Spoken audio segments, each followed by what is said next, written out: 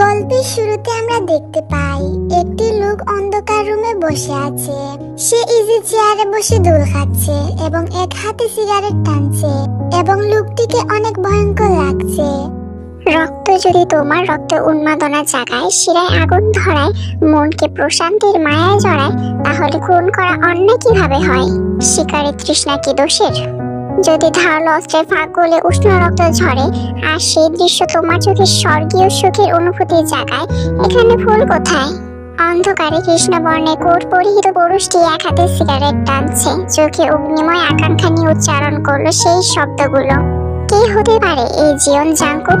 আমাদের মনে রহস্যই রয়ে গেল। আমেরিকার একটি নির্জন গলির দিকে এক নাগাড়ে ছুটে চলেছে একটি মেয়ে নিজের প্রাণ বাঁচাতে। পেছনে একজন কালো হুডি পরা লোক তেড়ে আসছে মেয়েটির দিকে। মেয়েটির পরনে ছিল বিয়ের লেহেঙ্গা, কারণ মেয়েটির আজ বিয়ে ছিল। আসলে মেয়েটি 3 বছর যাবত একজনের সাথে প্রেম করে, আর আজ ধনী ছেলেকে দেখে তাকে বিয়ে করার সিদ্ধান্ত নিয়ে নেয় এই মেয়েটি। মেয়েটার কাছ থেকে ছেলেটি প্রতারণা পেয়ে তখন ছেলেটি নিজের হাত কেটে ফেলে। তখন কয়েকজন মানুষ ছেলেটিকে উদ্ধার করে তাকে হাসপাতালে ভর্তি করিয়ে দেয়, আর অনেক রক্তক্ষরণের জন্য ছেলেটা ঘুমায় চলে যায়। আসলে এই কিলারটা তার জন্যই মেয়েটিকে মারতে এসেছে, কারণ সে প্রতারণা একদম পছন্দ করে না। আর সেটা যখন হয় কোনো নারী, সে নারীদেরকে হেট করে। সেই কিলারের মতে নারীরা হলো বিষের মতো, আর আস্তে আস্তে সেটা মানুষকে মেরে ফেলে। মেয়েটা অন্ধকার গলিতে ছুটতে ছুটতে ক্লান্ত হয়ে দপ করে মাটিতে বসে পড়ে। সে কি বাঁচতে পারবে এই কিলারের কাছ থেকে? তখনই মেয়েটির কানে বেশি আসে সেই লোকটির ভয়ঙ্কর শীষ বাজাতে বাজাতে তার দিকে এগিয়ে আসছে।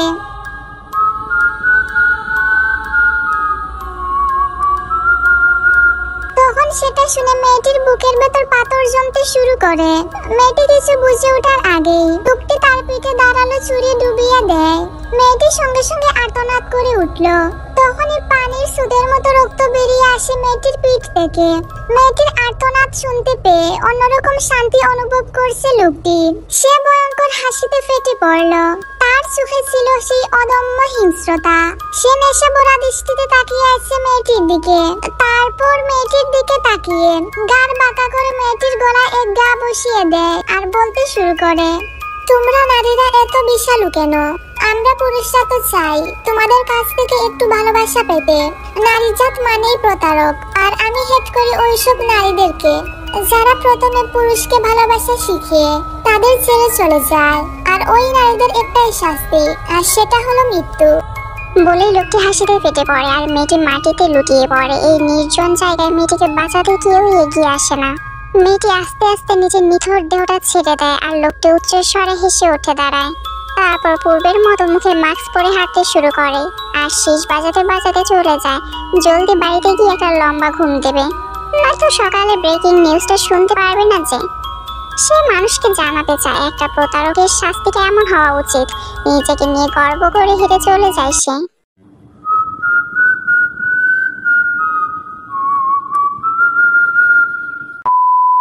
পরের দিন জাংকুকের একজন বন্ধু তাকে কল দেয়, আর তার নাম হলো মিঙ্গু।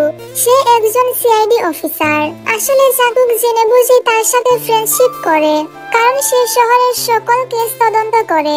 তার আন্ডারে এই সকল কেসগুলা তদন্ত হয়, আর জাংকুক তাকে হেল্প করার নাম করে তার কাছ থেকে সকল কেসের বিষয় ইনফরমেশন নেয়।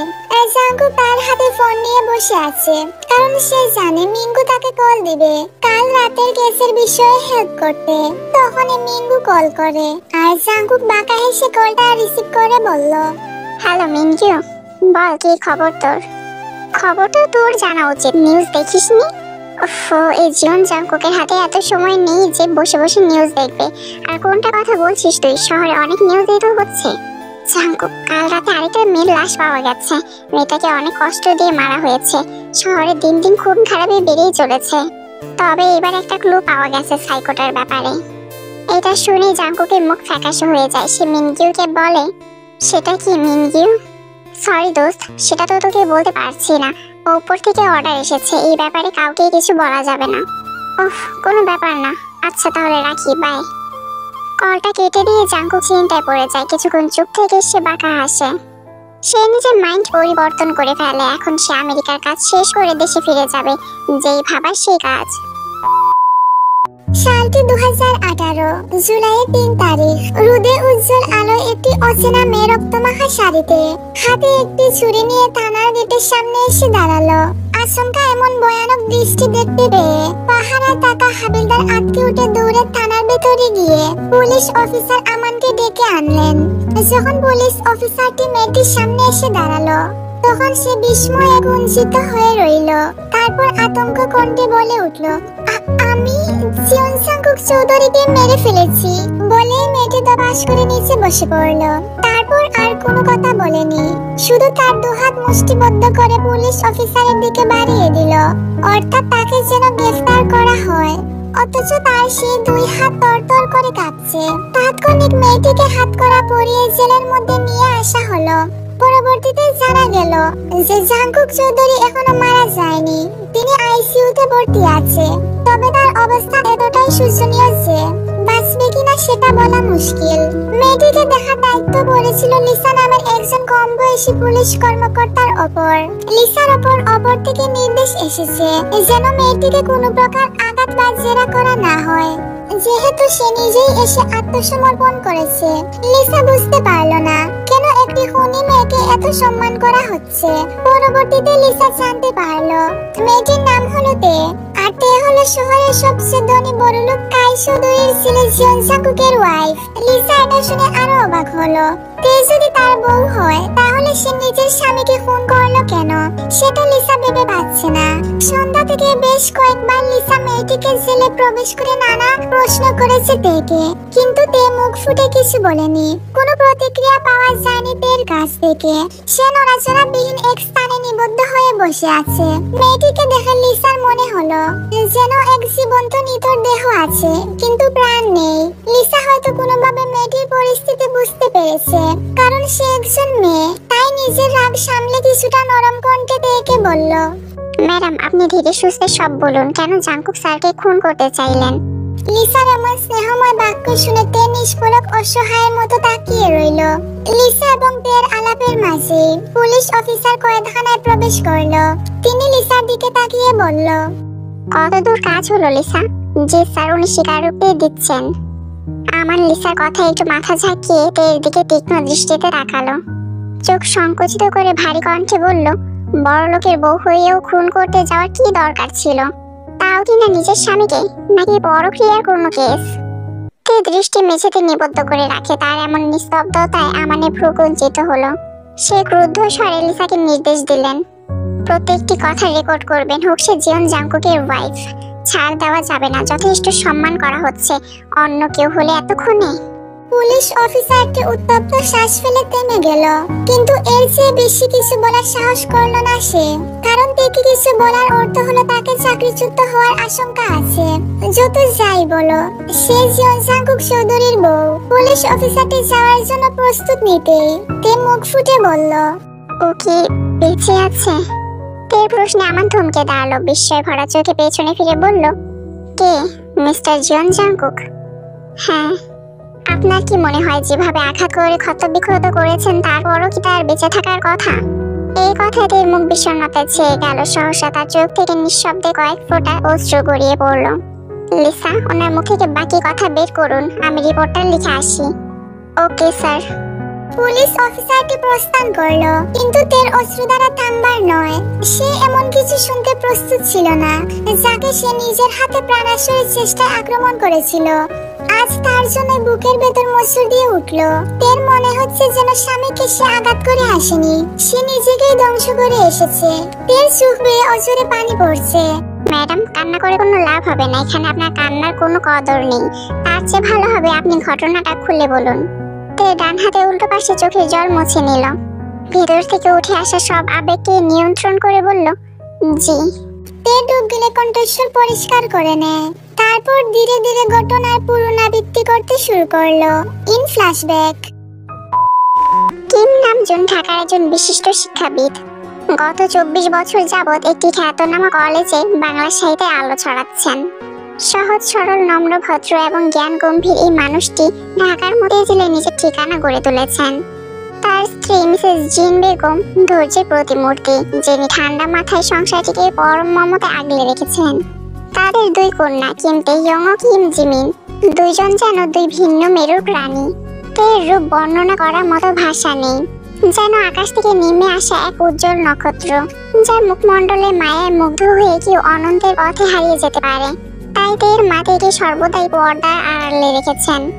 তে নিজ মা বাবার প্রতি অগাধ শ্রদ্ধাশীল, বিনয়ী, ধর্মপরায়ণ, এমন এক মেয়ে যার মধ্যে শান্ত নদী প্রবাহ বহমান।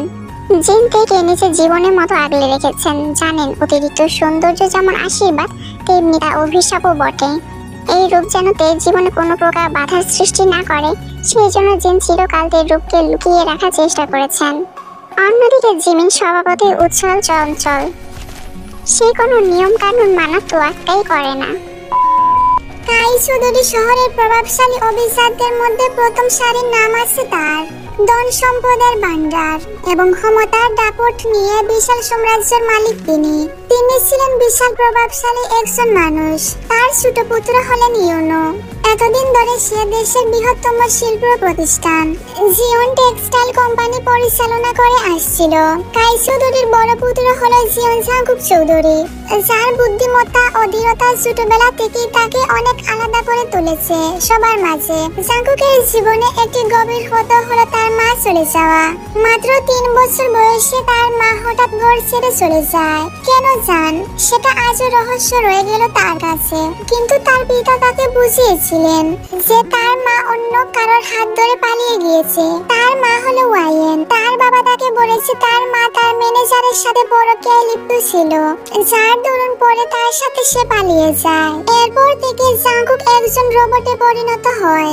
সে মানুষকে ভালোবাসতে ভুলে যায়। সে মনে করে ভালোবাসা হলো বিষময়। এরপর থেকে জাংকুক নারীদেরকে ঘৃণা করতে শুরু করে। তারপর সে 8 বছর বয়সে আমেরিকায় পাড়ি জমায়। সেখানে সে টেক্সটাইল ইঞ্জিনিয়ারিং এ পড়াশোনা করে এবং নিজেকে বিশাল সাম্রাজ্যের মালিক হিসেবে প্রতিষ্ঠিত করে। আজ বহু বছর পর জাংকুক দেশে ফিরে আসবে। জিওন টেক্সটাইল কোম্পানির আসল অধিকারী সে। নিজের হাতে আবারও নিজের সাম্রাজ্যের হাল ধরতে ফিরছে জিওন জাংকুক চৌধুরী, এক আত্মপতীয় জেদ নিয়ে। ঢাকার শাহজালাল আন্তর্জাতিক বিমানবন্দর থেকে নামার মুহূর্তে জাংকুক একটি গভীর নিঃশ্বাস নিল। দীর্ঘ বছর পর সে নিজের দেশের মাটিতে পা রেখেছে। সেই পরিচিত বাতাস বুকের ভেতর টেনে নিল সে। আকাশে মিশে থাকা সোনালির আলোর আভা। একবার চারপাশে চোখ বুলিয়ে নিল জাংকুক। অনেক শান্তি লাগছে। দেশের হাওয়া, দেশের মাটি, সবকিছুতেই যেন অনেক শান্তি। বিমানের সিঁড়ি দিয়ে নামতেই তার বডিগার্ডরা নীরবে তার পেছনে দাঁড়িয়ে পড়ল।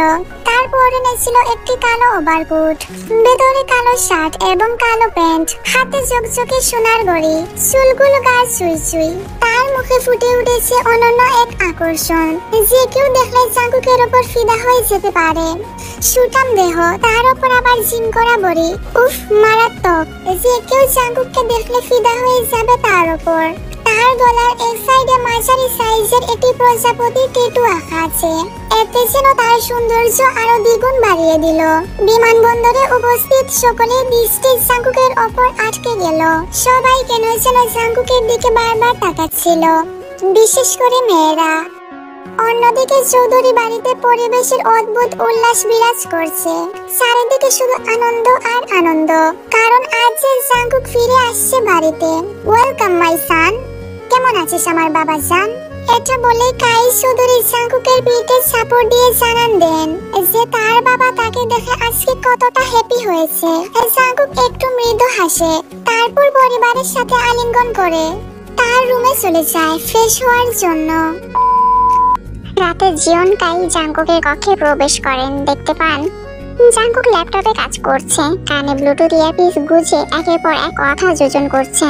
ওকে, সব ফাইলগুলোর কপি আমাকে ইমেল করে পাঠিয়ে দিও। এটা বলে কল কেটে দিল জাংকুক। এসে কাজ শুরু করে দিলি? বল কি অবস্থা? আলহামদুলিল্লাহ, চিল ড্যাড। তবে মনে হয় না বেশি দিন এই খুশিতে থাকতে পারবো। অফিসে কোনো খবর রাখছো তো তুমি? আমাদের পজিশন কত নাম্বারে আছে তা তুমি জানো তো ড্যাড? ইউনো তো ওই দিকটা দেখছে, চিন্তা করিস না, আবারও নাম্বার 1 পজিশনে চলে যাবে। কিন্তু বল এখন কি প্ল্যান তোর? প্ল্যান আর কি, সবে তো আসলাম, এখন অফিসে কাজ গুছিয়ে নেব। সেদিকে কথা বলছি না। তা বিয়ে শাদী করবি না নাকি? ড্যাড আজকেই তো আসলাম, এর মধ্যে মেজাজ খারাপ না করলে চলতো না? Cool down. আচ্ছা তাহলে রেস্ট নেই, কাজটা একটু রাখ বুঝলি। তা ডিনার করেছিস? আচ্ছা তাহলে এবার বল, বিয়ে করতে সমস্যা কোথায়? Dad why are you starting this again? তুমি তো জানো how much I despise women. কি বলিস? তাহলে তো চিন্তায় পড়ে গেলাম, তুই কি ছেলেদের পছন্দ করিস নাকি? আমেরিকায় গিয়ে এই হাল হলো তোর? বাবার এমন কথা শুনে জাঙ্কুক অসহায়ের মতো কায়ের দিকে তাকালো। কাই আবার হেসে উঠলেন। তারপর তিনি তার হাসি থামিয়ে গম্ভীর স্বরে বললেন, বাদ দে, সিরিয়াস টপিকে আসি। তোর জন্য একটা অফার ছিল। কিসের অফার? তুই যদি বিয়ে করতে রাজি হোস তাহলে জিওন টেক্সটাইলের সঙ্গে আমেরিকান কোম্পানি জেকে ফেব্রিক্সের জয়েন্ট ভেঞ্চারটা কনফার্ম হয়ে যাবে। হোয়াট? Genuinely dad? সুকে চিনিস তো? হ্যাঁ, সু আঙ্কেল তোমার বন্ধু না? ওরই বন্ধু জন জ্যাকসন ওদের কোম্পানি ইনভেস্ট করতে চায়, তবে একটা কন্ডিশন আছে। জন শুধু ফ্যামিলি ম্যানদের সঙ্গে পার্টনারশিপ করে। Family man? এটা আবার কেমন কন্ডিশন? জনের বিশ্বাস যাদের ব্যক্তিগত জীবন স্টেবল তারাই ব্যবসায় লং টার্ম কমিটমেন্ট রাখতে পারে। ওকে চেনার পর বুঝেছি পারিবারিক মূল্যবোধ ওর কাছে ভীষণ ইম্পর্টেন্ট। তুমি এতদিন এসব বলনি কেন? কারণ আমি নিজেও এসব জানতাম না, কারণ সুহর সঙ্গে কথা বলার পর এই পুরো ব্যাপারটা পরিষ্কার হয়েছে। ও বলেছে তুই বিয়েতে সম্মতি দিলেই ও জনকে কনভিন্স করে ফেলবে। তোর ক্যারেক্টার, ফ্যামিলি ব্যাকগ্রাউন্ড সবই ওর জানা, শুধু একটা স্টেবল পার্সোনাল লাইফ থাকলেই ওদের টিম কনফিডেন্ট হবে। আর আমিও এটাই চাই যে তুই বিয়ে করে ফেল, তাহলে আমিও সুহর সাথে কথা আগাবো। উফ, এতদিন ধরে এটা নিয়ে কতটা সাফার করেছি জানো? কিন্তু যেটা বললাম সেটা বুঝেছিস তো? কোনটা? যদি তুই বিয়ে করতে রাজি হোস তাহলে আমি সুহর সাথে কথাটা আগাবো। দিস ইজ রিডিকুলাস ড্যাড, তুমি তোমার ছেলের সাথে ডিল করছো? উপায় নেই, কি করব? তুমি মিস্টার জন জ্যাকসনের সঙ্গে কথা বলো, আর এসব বিয়ের ঝামেলা আমি নেই, সো ফরগেট ইট। ঠিক আছে, তাহলে তোর কোম্পানিও আরো কিছুদিন থাকা খাক। বড় ফান্ডিং ছাড়া এগোনোটা ততটা সহজ হবে না, তুই এমনিতেও বুঝিস এসব। সুযোগ নিচ্ছ তুমি, তাই না ড্যাড? তুই শুধু বিয়ে করতে রাজি হয়ে যা। ওকে রাজি, তোমার সাথে পরে কথা বলছি, কাজ করছি এখন, যাও। কাই খুশিতে গদগদ হয়ে বলে উঠলেন, দ্যাটস মাই সান। এদিকে জাঙ্কুক মনে মনে ধূর্ত হেসে বলল, বিয়েটা তো শুধু ডিল কনফার্ম করার একটা ওয়ে মাত্র। বিয়ের পর ওই মেয়েকে এমনিতেও ডিভোর্স দিতে বাধ্য করব। কাই চৌধুরী তার পুরানের বন্ধু আরএম চৌধুরীকে ফোন দিলেন। হে, কেমন আছিস? সেই যে গত মাসে কথা হলো, তারপর তার কোনো খোঁজ খবরই নেই। আর বলিস না, কিছুদিন ধরে খুব ব্যস্ততার মধ্যে দিয়ে যাচ্ছি রে। আর জাঙ্কুক দেশে ফিরেছে রে। কি বলিস, এটা তো দারুণ খবর। কবে ফিরলো? এই তো কিছুদিন হলো। এখন ওর বিয়ের জন্য মেয়ে খুঁজছি। আচ্ছা শোন না, তোর বড় মেয়ে তেকে আমার ভীষণ পছন্দ, ওকে বৌমা বানাতে চাইছি। তুই কি রাজি হবি? এতে আমাদের সম্পর্ক আরো গভীর হবে। আরেম চিন্তায় পড়ে যায়, কারণ তে আরো পড়াশোনা করতে চায়। আসলে তেকে বিয়ে দেওয়ার এখন ইচ্ছে নেই রে, মেয়েটা পড়ছে, পড়ুক। আরে ও চাইলে বিয়ে করও তো করতে পারবে, এতে কোনো সমস্যা নেই। একবার দেখে আসলে কি ক্ষতি হবে? তোর মেয়ে মানে নিঃসন্দেহে খাঁটি সোনা হবে। সেটাই তো আরেক সমস্যা রে, আমার মেয়েটা ছোটবেলা থেকেই ঘর কোনো মানুষের সামনে সহজে যায় না। আমি জাঙ্কুকের জন্য অন্য মেয়ে খুঁজে দেবো, যেমন তুই চেয়েছিস। জাঙ্কুকের জন্য বেস্টটাই দেখবো।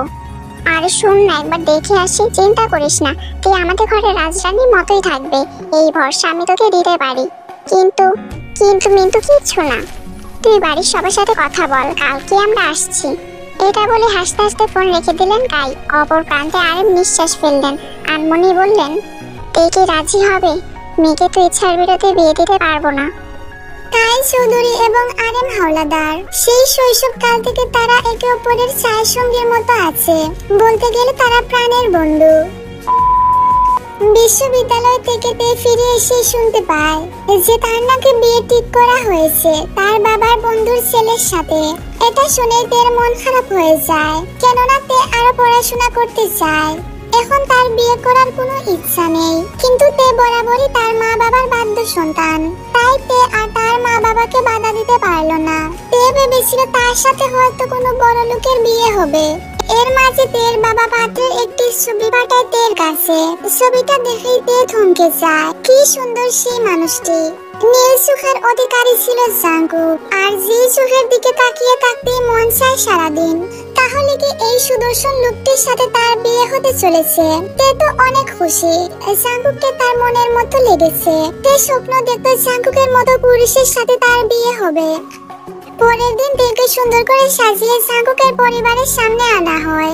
তেকে নীল রঙের শাড়ি পরানো হয়, এতে যেন তেকে নীল পরি লাগছে। কিন্তু সেদিন জাঙ্কুক সেখানে আসে না। তে তো চারদিকে শুধু জাঙ্কুকই খুঁজতে ব্যস্ত ছিল, কিন্তু তে পায় না। এতে তের কিছুটা মন খারাপ হয়ে যায়। জাঙ্কুকের বাবা তেকে দেখে এসে জাঙ্কুককে জানায়, কিন্তু এতে যেন জাঙ্কুকের কোনো পাত্তাই নেই।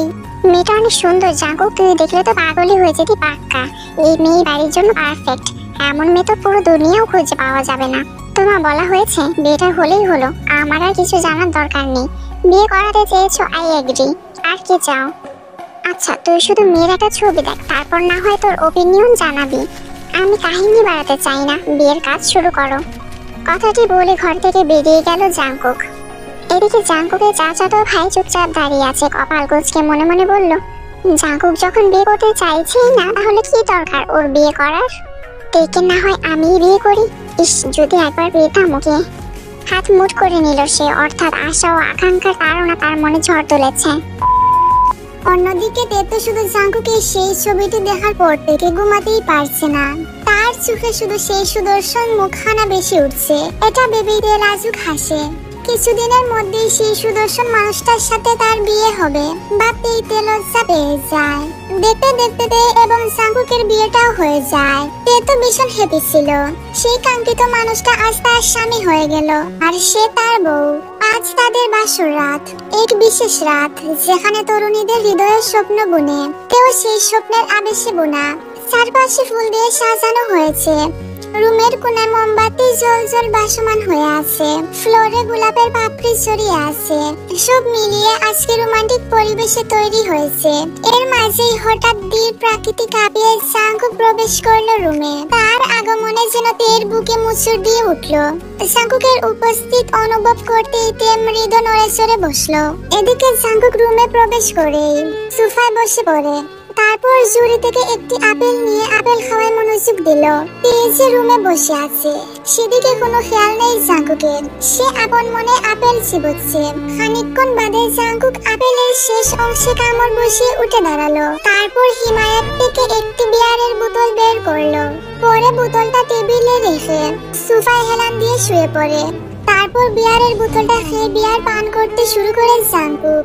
জাঙ্কুকের এমন কর্মকাণ্ডে বেশ আশ্চর্য হয় তে চুপচাপ বসে জাঙ্কুকের এমন কর্মকাণ্ডগুলো দেখে যাচ্ছে। খানিকক্ষণ পরে জাঙ্কুক সোফা থেকে উঠে তের দিকে তীক্ষ্ণ দৃষ্টিতে তাকালো। তারপর টেবিলে রাখা দুধের গ্লাসটা ধরে গভীর কণ্ঠে বলল, so are you satisfied now? Sorry, আমি মনে হয় স্প্যানিশ ভাষায় বললাম। না মানে, আপনি কি খুশি না এই বিয়েতে? আমার লাইফটা কি হেল করে দিয়ে জিজ্ঞেস করছো খুশি কিনা? একটু থেমে জাঙ্কুক নিজের রাগকে আর সংযত করতে না পেরে হাতে ধরা দুধের গ্লাসটি নিচে ছেড়ে দিল। সঙ্গে সঙ্গে কাঁচের টুকরো ছিটকে সারা ঘরে ছড়িয়ে পড়লো। তে চমকে উঠে ঘুমটার আড়াল থেকে জাঙ্কুকের দিকে তাকিয়ে থাকে। My freedom, my joy and everything I once cherished have vanished and it's you who bears the blame. জাঙ্কুকের কথাগুলোতে হৃদয়ের দিকে শীতল শুলের মতো ধেয়ে এলো। মানে, আপনি ঠিক কি বোঝাতে চাইছেন?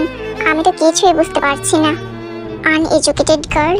এনিওয়েজ, এই বিয়েটা শুধু একটা বোঝাপড়া ছাড়া কিছুই না। তাই আমাকে নিয়ে হাজব্যান্ড ম্যাটেরিয়াল কোনো এক্সপেকটেশন রাখবেন না। Wait a moment, why am I addressing you formally? এই মেয়ে, তোমার বয়স কত? জাঙ্কুকের এমন উদ্ভট আচরণেতে বেশ অবাক হলো। একটা মেয়ের সঙ্গে কিভাবে আচরণ করতে হয় সেটাও জাঙ্কুক জানে না। জাঙ্কুকের প্রতিটি উচ্চারিত শব্দ যেন চুরির মতো বাঁধল তের হৃদয়ে। এ কেমন মানুষ? তে জীবনেও এমন জীবন সঙ্গী আশা করেনি।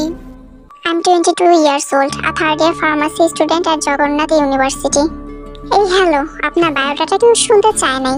যতটুকু জিজ্ঞেস করেছি ততটুকুই বলবেন। আর হ্যাঁ, তুমি আমার থেকে 6 বছরের ছোট। বাচ্চা মেয়ে। I don't know what my family saw in you, but don't believe that you laughed and soft me. তে কিছু না বলে অবাক দৃষ্টিতে তাকিয়ে দেখে যাচ্ছে সবকিছু। প্রথম রাতে এমন স্বামীর অপমান কোনো মেয়েও মেনে নিতে পারবে না। When you have so many problems, why did you get married? And what is the meaning of ruining a girl's life like this? I'm not obligated to explain myself to you. This marriage is just a family deal. তে জাঙ্কুকের এমন বাক্যের মানে বোঝার চেষ্টা করলো। বিয়েটা একটা পারিবারিক চুক্তি, এটা কেমন দাঁড়ার কথা হলো? Nevertheless, if you would like, we can enjoy a night together in bed, darling. এবার তে রাত তার সমস্ত সত্তাকে ছাপিয়ে গেল। জাঙ্কুকের মুখ থেকে যেই বাক্যটি বের হলো তা যেন নিষিদ্ধ পল্লীর মেয়েদের সঙ্গে কথোপকথনের বিকৃত প্রতিধ্বনি। একজন মানুষের বিয়ে যদি নিজের অনিচ্ছায় হয়েও থাকে তাও হয়তো মেনে নেওয়া যায়, কিন্তু এমন নির্লজ্জভাবে কেউ কিভাবে বলতে পারে যে সে তার স্ত্রীর সাথে রাত কাটাতে চায়? এই ধরনের কথা বলার আগে অন্তত পক্ষে একজনের বিবেকের দিকে তাকানো উচিত। Pardon me, mister. I urge you to reconsider your words. What is your perception of Bangladeshi girls? We hold our self-respect in high regard. Strange. Did I insult you? আচ্ছা, বাসরাতে তাহলে কি করে? যদিও তোমার মতো মেয়ের সাথে ঠিক যাবে না, তাই এইসব নাটক বন্ধ করো, বুঝেছো? তে আর কিছু না বলে গা জ্বালানো দৃষ্টিতে বিছানায় গিয়ে বসলো। শোবার প্রস্তুতি নিয়ে বালিশ ঠিক করতে জাঙ্কুক হঠাৎ বলে উঠল, তোমার সাহস তো কম না, আমার রুমে আবার আমার বেডেই ঘুমাতে যাচ্ছ? এক্ষুনি রুম থেকে বের হয়ে যাও।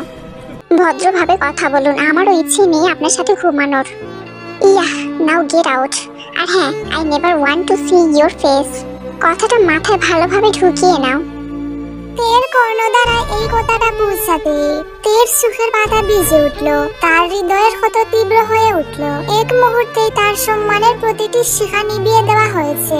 তাই নিশ্চুপ হয়ে পাশের কক্ষে চলে গেল তে। তে চলে যাওয়ার পর জাঙ্কুক বিছানার ওপর ছড়িয়ে থাকা গোলাপের পাপড়িগুলো ক্রোধে ছুঁড়ে মাটিতে ফেলে দিল, আর বেডের পাশের ফুলগুলো হাত দিয়ে ছিঁড়ে মেঝেতে ফেলে দিল। এরপর ডয়ার থেকে একটি সিগারেটের প্যাকেট বের করে সিগারেটের প্যাকেট থেকে একটি সিগারেট নিয়ে সিগারেট টানতে শুরু করলো। অন্যদিকে তে জাঙ্কুকের পাশের রুমে চলে যায়। তে পাশের রুমে অজরে কাঁদছে। এটাই কি ছিল তার ভাগ্যে, যাকে নিয়ে এত স্বপ্ন বুনেছিল তে? আজ সেই স্বপ্নটা ভেঙে চুরমার হয়ে গেল। মানুষের চেহারার সঙ্গে তার মনের কোনো মিল নেই। মানুষের চেহারা যতই সুন্দর হোক না কেন, তার ভেতরটা যদি আসলে সুন্দর না হয়, তাহলে সেই মানুষটি আসল প্রকৃত মানুষ নয়। নববধ রূপে সাজ্জিত তে সারা রাত নির্ঘুম কাটিয়ে দিল। ক্রমাগত একাকী কান্নায় ভেঙে পড়েছে তে। এই রাতটা তার কাছে কতটা বিষময় এবং কতটা যন্ত্রণাদায়ক সেটা কেবল সেই জানে। ভোরের প্রথম আলোর রূপালী আভা ছড়িয়ে পড়তে জাঙ্কুক নাস্তা সেরে অফিসের উদ্দেশ্যে রওনা দেয়। অন্য কক্ষে লেহেঙ্গা বদলে ধবধবে ক্রিম রঙের শাড়ি পরে নেয় তে। সূক্ষ্ম রেশমি কারচুপি ছড়িয়ে রয়েছে পাড় জোরে, আঁচলটি পরিপাটি করে ডান কাঁধে তোলা। এরপর ফজরের নামাজ শেষ করে নিজের কক্ষটি পরিপাটি করে রাখে তে। জাঙ্কুক চলে যাওয়ার পর সে পাশের রুমে গিয়ে বিশৃঙ্খল দৃশ্য দেখে কিছুক্ষণ স্তব্ধ হয়ে দাঁড়িয়ে থাকে। কিছুক্ষণ পর এক গভীর দীর্ঘশ্বাস ফেলে বিছানাটি গুছিয়ে নেয়। নিচে ছড়িয়ে থাকা কাঁচের টুকরোগুলো সরিয়ে ঘরটিকে আবারও তার নিজস্ব ধাঁচে ফিরিয়ে আনে। তারপর রান্নার উদ্দেশ্যে নিচে নেমে আসে। নিচে এসে দেখে ড্রয়িং রুমের রাজকীয় সোফায় আরাম করে আতশোয়া হয়ে বসে আছে বাড়ির বড় বউ আয়ু। তার এক পা আরেক পায়ের উপর তুলে রাখা। তার দিকে একবারও নজর না দিয়ে রসোই ঘরে ঢোকার জন্য উদ্যত হলো। ঠিক তখনই আয়ু কপাল কুঁচকে প্রশ্ন ছুড়ে দেয়, তা কেমন কাটলো বাসর রাত? আমার হ্যান্ডসাম দেবর নিশ্চয়ই তোমাকে খুশি করতে পেরেছে। এই বিব্রতকর প্রশ্নে তে খানিকটা অপ্রস্তুত হয়ে দাঁড়িয়ে পড়লো। পেছনে ঘুরে প্রসঙ্গ পাল্টে অন্য কথা বলল, আপনাকে ভাবি ডাকলে হবে? তুমি আমাকে কিছু না ডাকলেই বরং বেশি খুশি হব। হতে পারো অনেক সৌন্দর্যের অধিকারী, কিন্তু মনে রেখো আমি এই বাড়ির বড় বউ। তাই এই বাড়িতে আমার কথাই শেষ কথা। ভুলেও রাজত্ব নেওয়ার চেষ্টা করলে তোমার সামনে আমি এমন ভয়ঙ্কর রূপে আসবো যা তুমি কল্পনাও করতে পারবে না। তে অবাক দৃষ্টিতে আয়ুর পানে তাকিয়ে রইল। এমন সময় জীবন কায়ের আবির্ভাব ঘটল। সিঁড়ি দিয়ে নিচে নেমে হাস্যজ্জ্বল কণ্ঠে তিনি বললেন, কি ব্যাপার, ভালোই তো? সকাল সকাল আমার দুই বৌমার আলাপ আলোচনা জমে উঠেছে দেখছি। তে মাথার কাপড় টেনে নিয়ে বিনম্রভাবে বলল, আসসালামু আলাইকুম বাবা। ওয়ালাইকুম আসসালাম মা।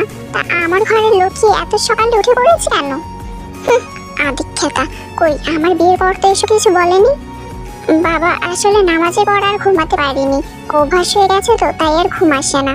আমি আপনার জন্য খাবার তৈরি করছি, আপনি বসুন। তের কথায় আয়ুর মুখে তাচ্ছিল্যের হাসি ফুটে উঠলো। তখনই সিঁড়ি দিয়ে নামতে থাকে কাইয়ের ভাই আর ভাবি। কাইয়ের ভাবি সানা কটাক্ষের সুরে বলল, এত বড় বাড়ির বউ হয়েছো, একটু তো ভাব রাখতে শেখো। শুধু রূপের জৌলুস থাকলে চলবে? এই বাড়ির বউরা কাজকর্ম করে না। যদি করে তাহলে এতগুলো মেট রাখা হয়েছে কিসের জন্য? ক্ষমা করবেন, বুঝতে পারিনি। তবে নিজের কাজ নিজের করতে ভালো লাগে। তোমাকে বাবু এত কাজ করতে হবে না, তুমি বরং আমার ছেলে জাঙ্কুকে যত্ন নাও। তা কাল রাতে আমার ছেলেকে খুশি করতে পেরেছো তো, নাকি শুধু রূপ দেখিয়ে রাত পার করে দিয়েছো?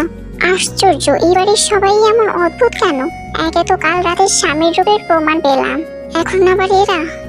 কাইয়ের ভাই বুকাম তখন তার বউয়ের কানের কাছে গিয়ে ফিসফিস করে বলল, এসব কি বলছো তুমি, চুপ করো। তারপর পরিস্থিতি সামলাতে সবার উদ্দেশ্যে বলল, হয়েছে হয়েছে, সবাই খেতে বসে এবার। সবার জন্য খাবার রেডি করো। জি স্যার, খাবার সব রেডি করাই আছে। সবাই টেবিলে এসে খেতে বসে গেল, কিন্তু জাঙ্কুক আসলো না, সে অফিসে চলে গিয়েছে। জাঙ্কুককে টেবিলে না দেখতে পেয়ে কাই চৌধুরী বলে উঠলেন, জাঙ্কুক কি অফিসে চলে গেছে? ও তো সবসময় আগে আগে যায়, বললাম আমি এই দিকটা সামলাতে পারবো। কখনো শুনেছে আমার কথা? কথায় কথায় যে যার মতো খাওয়া দাওয়া সেরে নিল। রাতে সবাই ডিনারে বসেছিল, তেও ছিল সবার সাথে। তখনই জিয়ন কাই ঠান্ডা গলায় জিজ্ঞেস করেন, তাহলে কি ঠিক করলি জাঙ্কুক? হানিমুনে কোথায় যাবি বৌমাকে নিয়ে? ভাবছি এখন থেকে আমি আমার জেকে হাউসে থাকবো, অফিসে যেতে সুবিধা হবে। তোকে তো হানিমুনের কথা জিজ্ঞেস করলাম, তবে যাই হোক, তুই যা ভালো মনে করিস। যাচ্ছিস কবে? কালকেই চলে যাব ভাবছি। ও তাহলে প্যাকিং করা শুরু করুক তোমারটা আর তেরটা। কেন, ও কি আমার সঙ্গে যাবে? ও তোমার স্ত্রী জাঙ্কুক, তোমার সাথে না গেলে কার সাথে যাবে? শ্বশুরবাড়ি চৌহদ্দির মধ্যে সারা জীবন এক অলিখিত বন্দিত্বে বন্দি হয়ে থাকবে? আর জেকে হাউসেই তো যাচ্ছিস, সেখানে ছোটখাটো হানিমুন সেরে নিস। তা হানিমুন কি তুই একা একা করবি? জাঙ্কুক বাবার কথা শুনে বাঁকা হাসলো, কারণ সে চায় তেকে নিয়ে একা কোনো জায়গায় চলে যেতে, আর সেখানে তেকে অত্যাচার করে তেকে দিয়ে ডিভোর্স করিয়ে নিবে। আর এই বাসায় থাকলে তো সে তের ওপরে অত্যাচার করতে পারবে না, যদি তে তার বাবাকে বলে দেয়। তাই জাঙ্কুক এই চালটা দিল। জাঙ্কুক যে কোনো মূল্যে তের কাছ থেকে ডিভোর্স চায়, এট এনি কস্ট। তারপরের দিন জাঙ্কুক তেকে নিয়ে তার জেকে হাউসে চলে যায়। বিশাল এই হাউসের চারদিকে গ্লাস আর গ্লাস। এই হাউসটি কোনো রাজকোঠনের চেয়ে কোনো অংশে কম নয়। বাড়ির আঙিনে প্রবেশ করতেই আটকে ওঠে, কারণ এটা কোনো সাধারণ মানুষের বাড়ি বলে মনে হচ্ছে না। বাড়িটার রং পুরো কালো, এমনকি বাড়িতে যা কিছু আছে সবকিছুর রঙই কালো। তে তো অনেক অবাক হয়ে যায়, ভাবে হয়তো জাঙ্কুকের কালো রঙই পছন্দ, তাই সবকিছুই কালো রঙের। জেকে হাউসে আসা মাত্রই জাঙ্কুক অত্যাচার শুরু করলো তের উপর। জাঙ্কুক বাড়িতে ঢুকিয়ে থেকে অর্ডার করলো, আমার জন্য এই মুহূর্তে এক কাপ কফি এনে দাও, মাথাটা ধরে আছে। আপনি একটু অপেক্ষা করুন, আমি ফ্রেশ হয়ে এনে দিচ্ছি। নো, আমি যখন যা চাইবো ঠিক তখনই তা এনে দিতে হবে।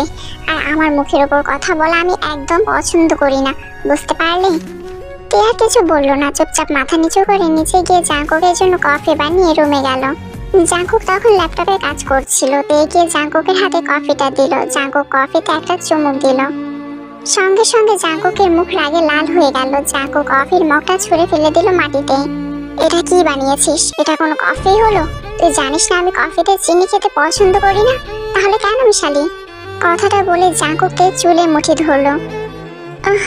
আমার লাগছে, ছাড়ুন। আমি কিভাবে জানবো আপনি কফিতে চিনি পছন্দ করেন না? স্বামীর পছন্দ অপছন্দের জিনিস জানিস না, তাহলে বিয়ে করলি কেন? তোদের মতো মেয়েরা শুধু টাকাই চেনে, আর কিচ্ছু না। বলেই জাঙ্কুক তেকে ধাক্কা দিয়ে ফেলে চলে গেল। আর তে মাটিতে বসে কান্না শুরু করে দিল।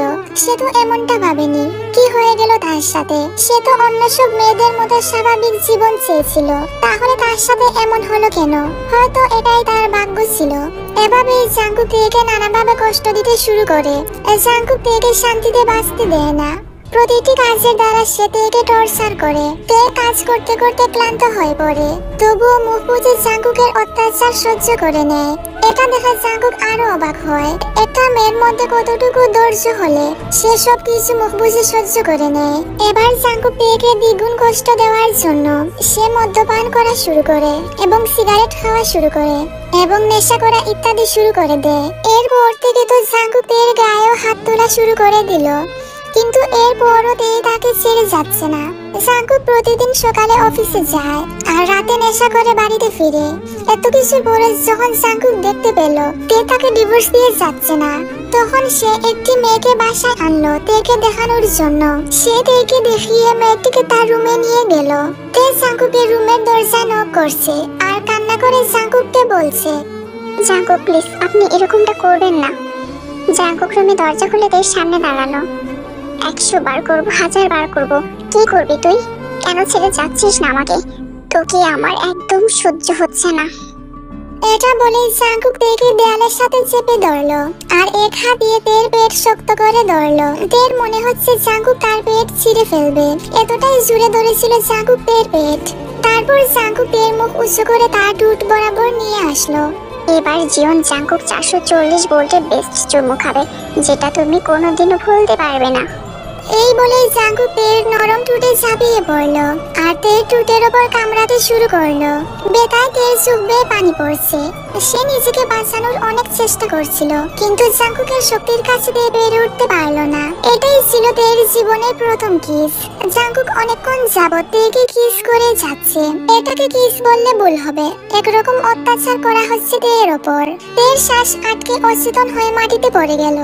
এটা দেখে জাঙ্কুক তাচ্ছিল্যের হাসি দিয়ে বলল, এই সামান্য কিসে তোমার এমন অবস্থা?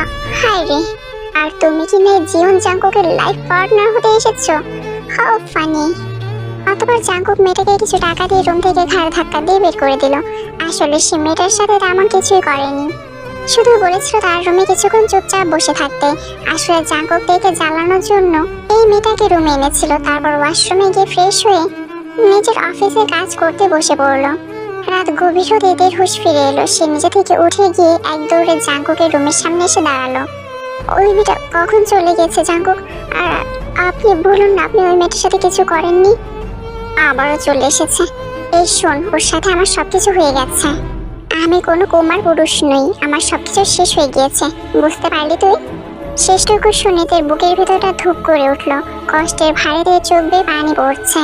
তে নিঃশব্দে অন্য রুমে চলে গেল আর সেটা দেখে জাঙ্কুক বাঁকা হাসি দিল। তে ঠোঁট ফুলে লাল হয়ে আছে, কোমরে কালো দাগ পড়ে গেছে। তে যেন দেখে কোনো শক্তি পাচ্ছে না। এভাবে জাঙ্কুক তেকে দেখিয়ে দেখিয়ে নতুন নতুন মেয়েকে নিয়ে আসতো। প্রথম তে তাকে আটকানোর চেষ্টা করতো, কিন্তু জাঙ্কুককে থামাতে না পেরে সে হাল ছেড়ে দেয়। একবারও কি আমাকে ভালোবাসা যায় না? জাঙ্কুক, কি দোষ করেছি আমি আর এসব কষ্ট নিতে পারছি না। জাঙ্কুকের এখন কষ্ট লাগে তের জন্য, কিন্তু জাঙ্কুক চাইতে তাকে নিজ থেকে যেন ডিভোর্স দিয়ে চলে যায়। কিন্তু তে তো এহেন কাজ কোনোদিনও করবে না। গাছের শিকড় যেমন পৌঁছে যায় কিন্তু মাথা মরে না, ঠিক তেমনিতে তার বাবা মাকে কথা দিয়েছে নিজের স্বামীকে আগলে রাখার। যে কোনো কিছু হয়ে যাক সে জাঙ্কুককে ছেড়ে যাবে না। তেকে আমার শব্দ দেখে জাঙ্কুক মনে মনে বলল, মেয়েটা কি দিয়ে তৈরি? এত কষ্ট দেওয়ার পরও কেন ছেড়ে যাচ্ছে না? ড্যাম ইট, ভাঙবে তবু মচকাবে না। আমিও বাবার জন্য ওকে ডিভোর্স দিতে পারছি না। বল। আজকে জাঙ্কুক একটু জলদি সন্ধ্যায় বাড়িতে ফিরে আসলো। সে বাড়িতে ফিরে আসতেই বাহিরের প্রকৃতি যেন তার সাথে তাল মিলিয়ে তাণ্ডবের প্রস্তুতি নিচ্ছিল। জাঙ্কুক বাড়িতে পা রাখার সঙ্গে সঙ্গেই পুরো বাড়ি নিস্তব্ধ অন্ধকারে ডুবে গেল। অন্যদিকে তে অন্ধকারে জাঙ্কুককে দেখতে না পেয়ে পাশের রুম থেকে আসে জানালা বন্ধ করার জন্য।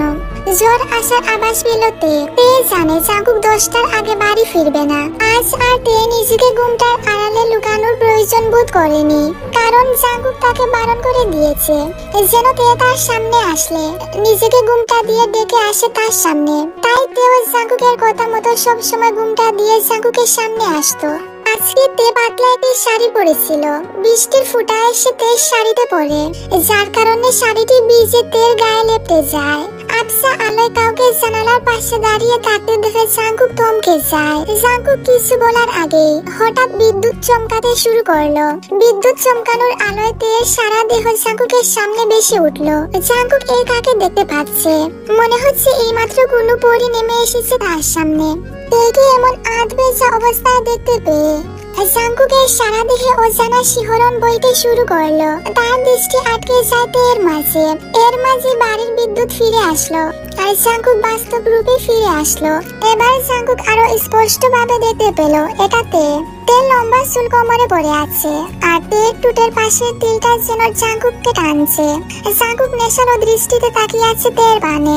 তের সুখের গভীরে হারিয়ে যায় জাঙ্কুক। তের এই সৌন্দর্য এতদিন আড়ালে ছিল। জাঙ্কুক নেশালো কণ্ঠে আনমনেই বলে উঠল, তুমি পরি না অন্য কিছু, তোমার চোখগুলো সবুজ বনানীর মতো, আমি পাগল হয়ে যাব। তোমার ত্বক মাখনের মতো মসৃণ, তোমার ঠোঁট গোলাপের পাপড়ির মতো কোমল। তের গালে টুটে গলায় বৃষ্টির পানিগুলো মুক্তার দানার মতো জ্বলজ্বল করছে। তের এলোমেলো চুলগুলো বাতাসে উঠছে। চিকন গড়নের মেয়েটি হঠাৎ জাঙ্কুককে দেখে ভূত দেখার মতো চমকে উঠল। এদিকে তের প্রতিটি শিরা উপশিরা দেখতে পেয়ে জাঙ্কুকের অনুভূতিগুলো জাগিয়ে তুলল। জাঙ্কুক বাকরুদ্ধ হয়ে তের দিকে তাকিয়ে আছে। কি তুমি রমণী? জাঙ্কুক যেন বিশ্বাস করতে পারছে না এটাই পেয়ে, কারণ জাঙ্কুক তেমন ভাবে কোনোদিনও তের দিকে তাকায়নি। তে মৃদু সুরে বলে উঠল, আমি তে। তের জবাব যেন তীরের মতো জাঙ্কুকের বুকে গিয়ে বিঁধল। তে প্লিজ, তুমি ঘুমটা দাও, নিজেকে ঢেকে নাও, আমার চোখ ঝলসে যাচ্ছে। আমি আর তোমার দিকে তাকিয়ে থাকতে পারছি না, তোমার রূপের আলোয় আমি পড়ে যাচ্ছি। প্লিজ নিজেকে ঢেকে নাও তে। তে সঙ্গে সঙ্গে শাড়ির আঁচল দিয়ে মুখ ঢেকে নিল। আমি আসলে বুঝতে পারিনি যে আপনি আজ এত তাড়াতাড়ি বাড়িতে ফিরে আসবেন, তাই ঘুমটা দেইনি। আর কি হয়েছে আপনার, এমন আচরণ কেন করছেন? কিছু হয়নি তে, কিছু না। প্লিজ তুমি এখান থেকে চলে যাও। তে ধীরে ধীরে দূরে সরে গেল। তার মনে অজানা ভাব জাগলো। আজ কি হলো জাঙ্কুকের? সে এমন করছে কেন? আজ তের কাছে জাঙ্কুকের নেশা করেছে বলে মনে হয়নি, তাহলে জাঙ্কুক এমন আচরণ কেন করলো? জাঙ্কুক তাড়াহুড়ো করে নিজের রুমে চলে যায়। জাঙ্কুকের ভেতরে আগুন জ্বলছে, তাই নিজেকে শান্ত করতে গোসলে চলে গেল জাঙ্কুক। তার চোখের সামনে শুধু বারবার তের মুখখানা বেশি উঠছে। তাহলে কি সে তেকে ভালোবেসে ফেললো? না না, এমনটা হতে পারে না। সে তো পুরো নারী জাতিকে ঘৃণা করে। তাহলে আজ তার কি হলো? সে দেখে ভালোবাসতে পারে না। জাঙ্কুক এতটাও দুর্বল নয়। তে ফজরের নামাজ পড়ে ঘুমিয়েছিল, তাই সকালে উঠতে দেরি হয়ে গেল তার। তে তাড়াতাড়ি করে ঘুমটা দিয়ে নিচে আসতে দেখলো জাঙ্কুক রান্নাঘরে রান্না করছে। এই কি, আপনি রান্নাঘরে কি করছেন? এক্ষুনি বের হয়ে আসুন। আমার একটু দেরি হয়ে গেল বলে আপনি রান্না করতে চলে এলেন? আমি পারবো রান্না করতে। জাঙ্কুক একটু হেসে তের দিকে এগিয়ে গেল, তারপর তের মাথার ঘুমটাটা সরিয়ে দিল। জাঙ্কুক তের দিকে এক কাপ কফি এগিয়ে দিয়ে বলল, এই নিন কফি, আমার মহারানী এলিজাবেথ। তে জাঙ্কুকের এমন পরিবর্তন দেখে অবাক হয়ে চেয়ে রইল জাঙ্কুকের দিকে। যে মানুষটি তাকে সহ্য করতে পারতো না, এতদিন এত অত্যাচার এত কষ্ট দিয়ে এসেছে তাকে, আর আজ সেই মানুষটি তার সাথে এত ভালো আর মধুর আচরণ কেন করছে সেটাতে ভেবে পাচ্ছে না। আরে আমার মহারানী হাঁ করে আছেন কেন? মুখে মশা ঢুকে যাবে তো। আর শোনো, এখন থেকে আমার সামনে আর ঘুমটা দিতে হবে না, কারণ এই চাঁদকে আমি রাতের পাশাপাশি দিনে আলোতেও দেখব। জাঙ্কুক তের দিকে তাকিয়ে ঢং করে বলল, for God sake hold your tongue and let me love you. বাক্যটি শুনে তের ভেতরটা কেঁপে উঠল। এইভাবে বোকার মতো তাকিয়ে না থেকে খাবার টেবিলে গিয়ে বসো। আজকের খাবারটা এই জীবন জাঙ্কুকের তরফ থেকে। তের মনে হচ্ছে এটা কোনো স্বপ্ন নয় তো আবার, কারণ জাঙ্কুক এক রাতের মধ্যে কিভাবে এতটা পরিবর্তন হলো সেটা তের ধারণার বাহিরে। আমি স্বপ্ন দেখছি না তো? সে তোমার যা ইচ্ছা তাই মনে করো, কিন্তু খাবারগুলো খেয়ে নাও। বলে তের হাতে নিজেই চামচ ধরিয়ে খেতে শুরু করলো জাঙ্কুক। তে এবার যেন অবাকের চরম সীমায় পৌঁছে গেল। এই লোকটাকে, এটা জাঙ্কুক হতে পারে না, তাহলে এটা কে হতে পারে? এই মানুষটার কত কত রূপ আছে আরো কে জানে। তে আর কিছু না বলে জাঙ্কুককে চুপচাপ খাইয়ে দিল, তারপর সে নিজেও খেয়ে নিল। খাবার শেষ করার পর জাঙ্কুক হাসি মুখে তেকে বলল, তোমার জন্য একটা সারপ্রাইজ আছে, এসো। কথাটা শুনে তের মনে একটু কৌতূহল জাগে, কি সারপ্রাইজ? জাঙ্কুক তের হাত ধরে ধীর পায়ে তেকে ডাইনিং রুমের দিকে নিয়ে গেল। উনি হলেন তোমার পার্সোনাল অ্যাসিস্ট্যান্ট, আর উনি হলেন একজন প্রফেশনাল শেফ। আজকে পর থেকে বাড়ির সমস্ত কাজ ওনারাই করবে, আর আমি তো আছি। এখন থেকে তুমি কোনো কাজ করবে না, শুধু মহারানীর মতো তাদের উপর হুকুম চালাবে। শোনোতে, আমি চাই না তোমার উপরে কোনো প্রকার চাপ পড়ুক। তে বিরক্ত হয়ে সবার পানে তাকিয়ে বলল, you are free to leave now. I apologise for taking up your time by calling you here. কথাটা বলেতে উপরে চলে যায় আর জাঙ্কুকও তার পিছু পিছু আসে। কি হয়েছে আপনার বলুন তো, আপনি হঠাৎ এমন আচরণ কেন করছেন? আর এক রাতের মধ্যেই আপনি কিভাবে এতটা পরিবর্তন হয়ে গেলেন? আরে কুল ডাউন ম্যাডাম জি, আমি আস্তে আস্তে সবকিছু বলছি তোমায়। আসলে আমি রাতে একটা স্বপ্ন দেখেছি। আমি হুদাই তোমাকে অনেক অত্যাচার করছি, পরে তুমি অনেক কষ্ট পেয়ে আমাকে অভিশাপ দিচ্ছ, যার জন্য পরবর্তীতে আমাকে অনেক খারাপ পরিস্থিতিতে পড়তে হয়েছে। এক পর্যায়ে আমার মনে হচ্ছিল আমি অন্ধকার জগতে হারিয়ে যাচ্ছি, আমার দম বন্ধ হয়ে যাচ্ছিল। ঠিক সেই মুহূর্তে আমার ঘুম ভেঙে যায়। ঘুম ভেঙে যেতে আমি ধরফরিয়ে বিছানায় উঠে বসি। আসলে স্বপ্নটা দেখার পর থেকেই আমার অনুশোচনা হচ্ছে। আমি রিয়েলাইজ করতে পেরেছি যে আমি তোমার সাথে অন্যায় করছি। জাঙ্কুকের এমন আজগুবি কথাগুলোতে বিশ্বাস হলো না। সে মনে মনে বলল, আমিও দেখি এই নাটক আপনি কতদিন যাবৎ চালাতে পারেন মিস্টার জিওন জাঙ্কুক। আমি এখন কিছুই বলবো না, তবে একদিন আপনার চোখের সামনে আমি সবকিছু তুলে ধরবো। আমার কষ্ট, আমার বেদনা, সেদিন আপনি আরো ভালোভাবে সবকিছু রিয়েলাইজ করতে পারবেন। এখন থেকে আমি আপনার সাথে আপনার মতোই অভিনয় করব আর বুঝিয়ে দেব আপনি কতটা নীচ ছিলেন এতদিন। এইসব ভেবে জাঙ্কুককে বলল, স্বপ্নটা কি এতটাই ভীতিকর ছিল যে আপনার মতো এমন অমানুষকে মানুষে রূপান্তরিত করে ফেলেছে? তার কথাটা শুনে জাঙ্কুক ক্ষেপে যায়, কিন্তু কোনো মতে নিজেকে শান্ত করে বলে, অনেক ভয়ঙ্কর ছিল। জানো, আরেকটু হলে তো আমি মরেই যেতাম। আচ্ছা এসব বাদ দাও, এখন আগে বলো তুমি আমাকে ক্ষমা করে দিয়েছো তো? না, করিনি। না আমি আপনাকে ক্ষমা করতে পেরেছি, আর না আপনার এত বিশাল পরিবর্তন মেনে নিতে পারছি। বুঝতে পারলেন?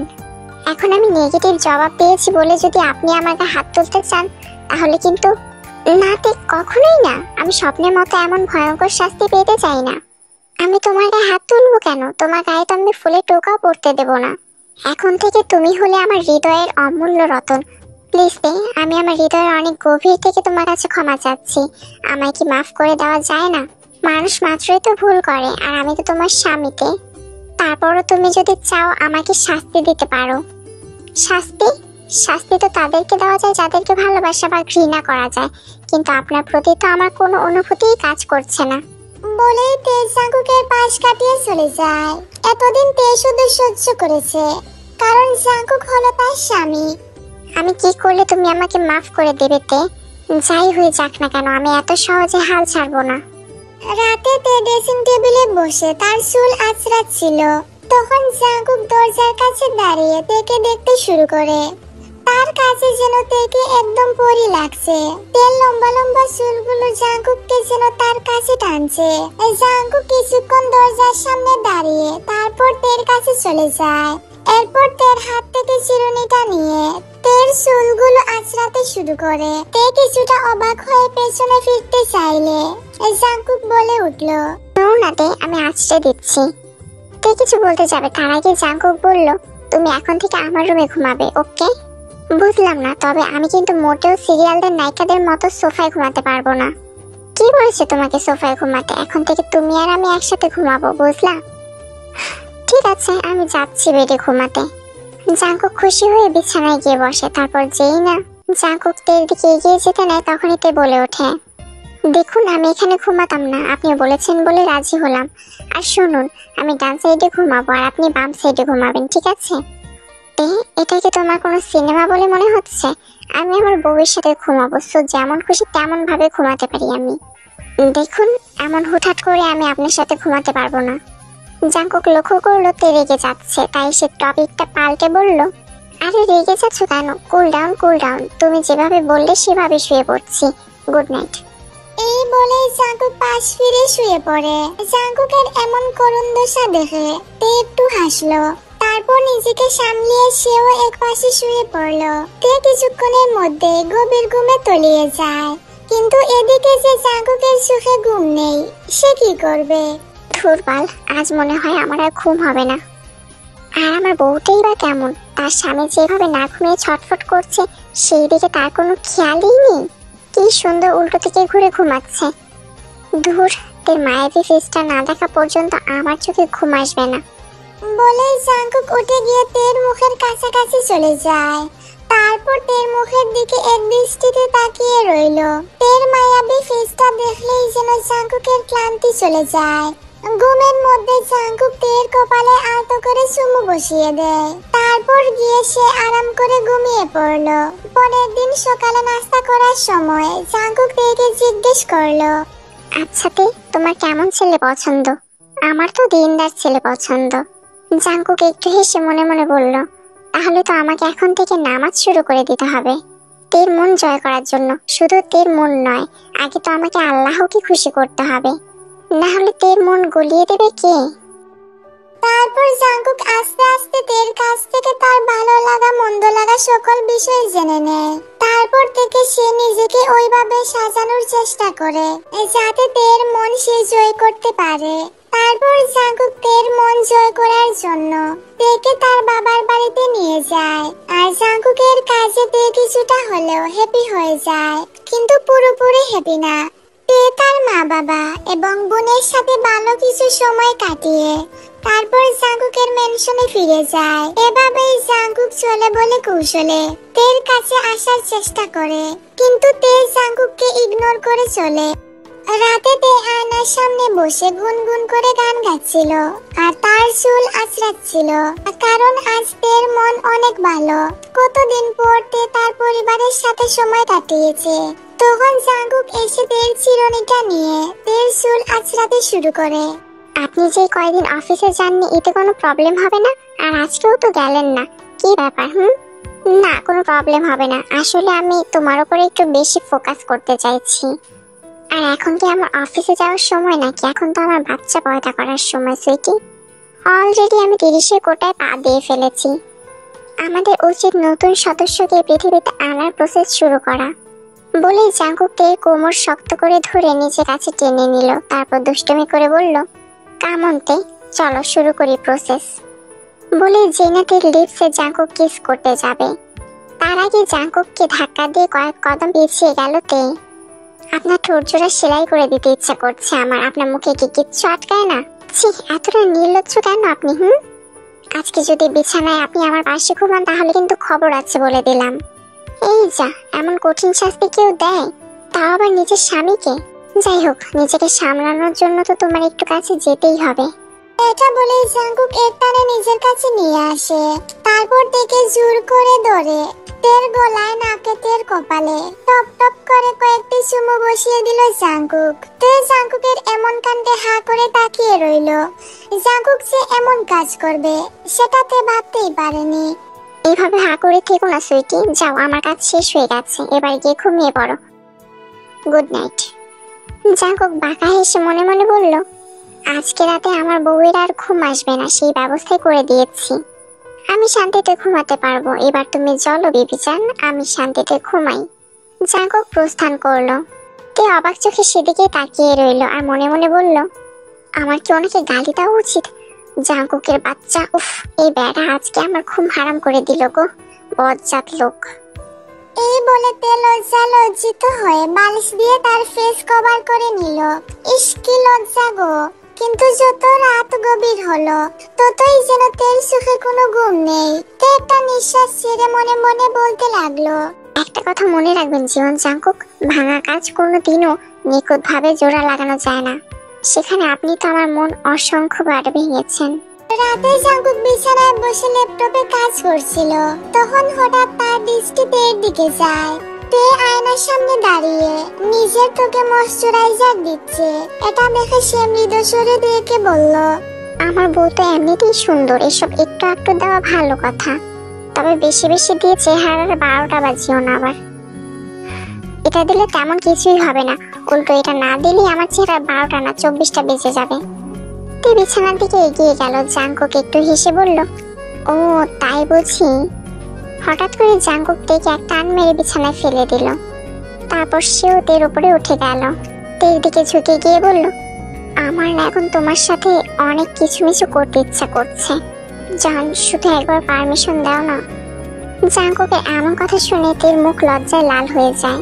ওলে বাবালে, আমার বউ দেখি লজ্জাও পায়, হাউ সুইট। এবার যেন তে লজ্জায় মরে যাবে। তে নিজের লজ্জামাখা মুখ আর কোথাও লুকাতে না পেরে জাঙ্কুকের উদাম বুকে নিজের মুখ লুকিয়ে নিল। জাঙ্কুক তের মুখখানা নিজের সাথে জড়িয়ে নিল। এতে করে দুজনের ভেতরে অজানা এক অনুভূতি সৃষ্টি হলো। যখনই লজ্জা পাবে তখনই আমার বুকে এসে মুখ লুকাবে। তোমার জন্য এই জীবন জাঙ্কুকের বুক সবসময় উন্মুক্ত। শার্টের বোতাম খুলে দেব নাকি? এতে করে তুমি আরো আরাম পাবে। কি বলো, খুলবো নাকি জান? তে শুকনো ঢুক গিলল। স্বামীর এমন বেপরোয়া কথা শুনে সে মহা লজ্জায় পড়ে যায়। তে বলো না তুমি আমায় ভালোবাসো। মন থেকে না বলে মুখ দিয়ে বললে কি আপনি শান্তি পাবেন? তার মানে তোমার মনে এখনো আমার জায়গা হলো না? আর কতদিন লাগবে তে বলো না। জানি না সেটা, ততদিনে আমি বুড়ো হয়ে যাব হয়তো। সেটাও হতে পারে, কে বলতে পারে তখন হয়তো আপনার হাতে লাঠি থাকবে। তুমি ইচ্ছা করে আমাকে কষ্ট দিচ্ছ তাই না তে? একটু ধৈর্য ধরুন, সবসময় ধৈর্যের ফল মিষ্টি হয়। তাই তো করছি আমার মহারানী, না হলে তো এতদিনে এক বাচ্চার মা হয়ে যেতে। ইস, চুপ করুন না, এবার কিন্তু আমি রেগে যাচ্ছি। ওকে ওকে, চুপ করলাম, রাগ করো না। এবার আমাকে ছাড়ুন, আমি ঘুমাবো। তো ঘুমাও না, আমি কি তোমাকে বারণ করেছি? এটা বলে জাঙ্কুক থেকে আরো শক্ত করে জড়িয়ে ধরে। এখন থেকে সবসময় এভাবেই ঘুমাবে, কেমন? গুড নাইট আমার কিউট ওয়াইফি। এটা বলেই জাঙ্কুক তের আরো কাছে যেতে শুরু করে, মানে তের গলায় নিজের লিপস দিয়ে কিস করতে শুরু করে জাঙ্কুক। জাঙ্কুকের বাড়ি নিঃশ্বাস তের গলায় আছড়ে পড়ছে। তের বুকটা দুক দুক করে উঠল। তখনই তের মনে পড়ে যায় জাঙ্কুকের আগের অত্যাচারের মুহূর্ত। তখনই তে জাঙ্কুককে দূরে সরিয়ে দেয়। তুমি আমায় কেন এত শাস্তি দিচ্ছ তে? আমি যে আর নিতে পারছি না। এটা কি কোনো শাস্তি বলে না জাঙ্কুক? আপনাকে মূলত আমি কোনো প্রকার শাস্তি দিচ্ছিই না। তুমি আমার ওয়াইফ তে, কিন্তু বিয়ের পর থেকে এখন অবধি আমি তোমাকে নিজের করে কাছে পাইনি। তে, তোমার কাছে কি আমার ফিলিংস গুলোর কোনো দাম নেই? আমি যখনই তোমার কাছে যেতে চেয়েছি তখনই তুমি নিজেকে আমার থেকে দূরে সরিয়ে নিয়েছো। এটা কি কম শাস্তি? এবার তে একটা নিঃশ্বাস ফেলে জাঙ্কুককে শুরু থেকে সবকিছু মনে করিয়ে দিল, যে সে কতটা অত্যাচার করেছিল তার সাথে। জাঙ্কুকও বুঝতে পারলো এবং অনুশোচনায় ভেঙে পড়লো জাঙ্কুক। আসলেই তো জাঙ্কুক তের সাথে অনেক কিছুই করেছে, তে তো তেমন কিছু করেনি তার সাথে। জাঙ্কুক এবার উঠে দাঁড়িয়ে তার প্যান্টের বেল্ট খুলতে শুরু করে। এটা দেখে তে ভয় পেয়ে যায়। জাঙ্কুক কি এখন তার সাথে বাজে কিছু করতে পারে? কিন্তু না, তেকে ভুল প্রমাণ করে দিয়ে জাঙ্কুক প্যান্টের বেল্ট দিয়ে নিজেকে আঘাত করতে শুরু করে। জাঙ্কুক থামুন, আপনি কি পাগল হয়ে গেছেন? তে কি করছেন? প্লিজ থামুন। না তে, আমি নিজেকে কষ্ট দেব, আমি একজন পাপী, কষ্ট পেতে দাও আমাকে। তের কথা যেন জাঙ্কুকের কানেই গেল না। বেল্টের আঘাতে জাঙ্কুকের চামড়া ছিলে রক্ত বের হয়ে আসে। এদিকে জাঙ্কুক থামছেই না। তে একসময় জাঙ্কুকের হাত ধরার চেষ্টা করলো, কিন্তু তে ব্যর্থ হলো। জাঙ্কুক তের সকল কষ্টগুলো নিজেকে বেল্ট দিয়ে আঘাত করে অনুভব করছে। হয়তো তাই তের বুক ফেটে যাচ্ছে। জাঙ্কুককে দেখে তের বুক ফেটে যাচ্ছে। জাঙ্কুক ভালো না খারাপ এতে তের কিছু যায় আসে না। জাঙ্কুক তো তার স্বামী, একান্তই তার স্বামী। তের যে কষ্ট হচ্ছে এটা জাঙ্কুককে না বুঝতে দিয়ে তে বলল, এইভাবে নিজেকে মেরে কি প্রমাণ করতে চাইছেন আপনি জাঙ্কুক? এসব ড্রামা বন্ধ করুন।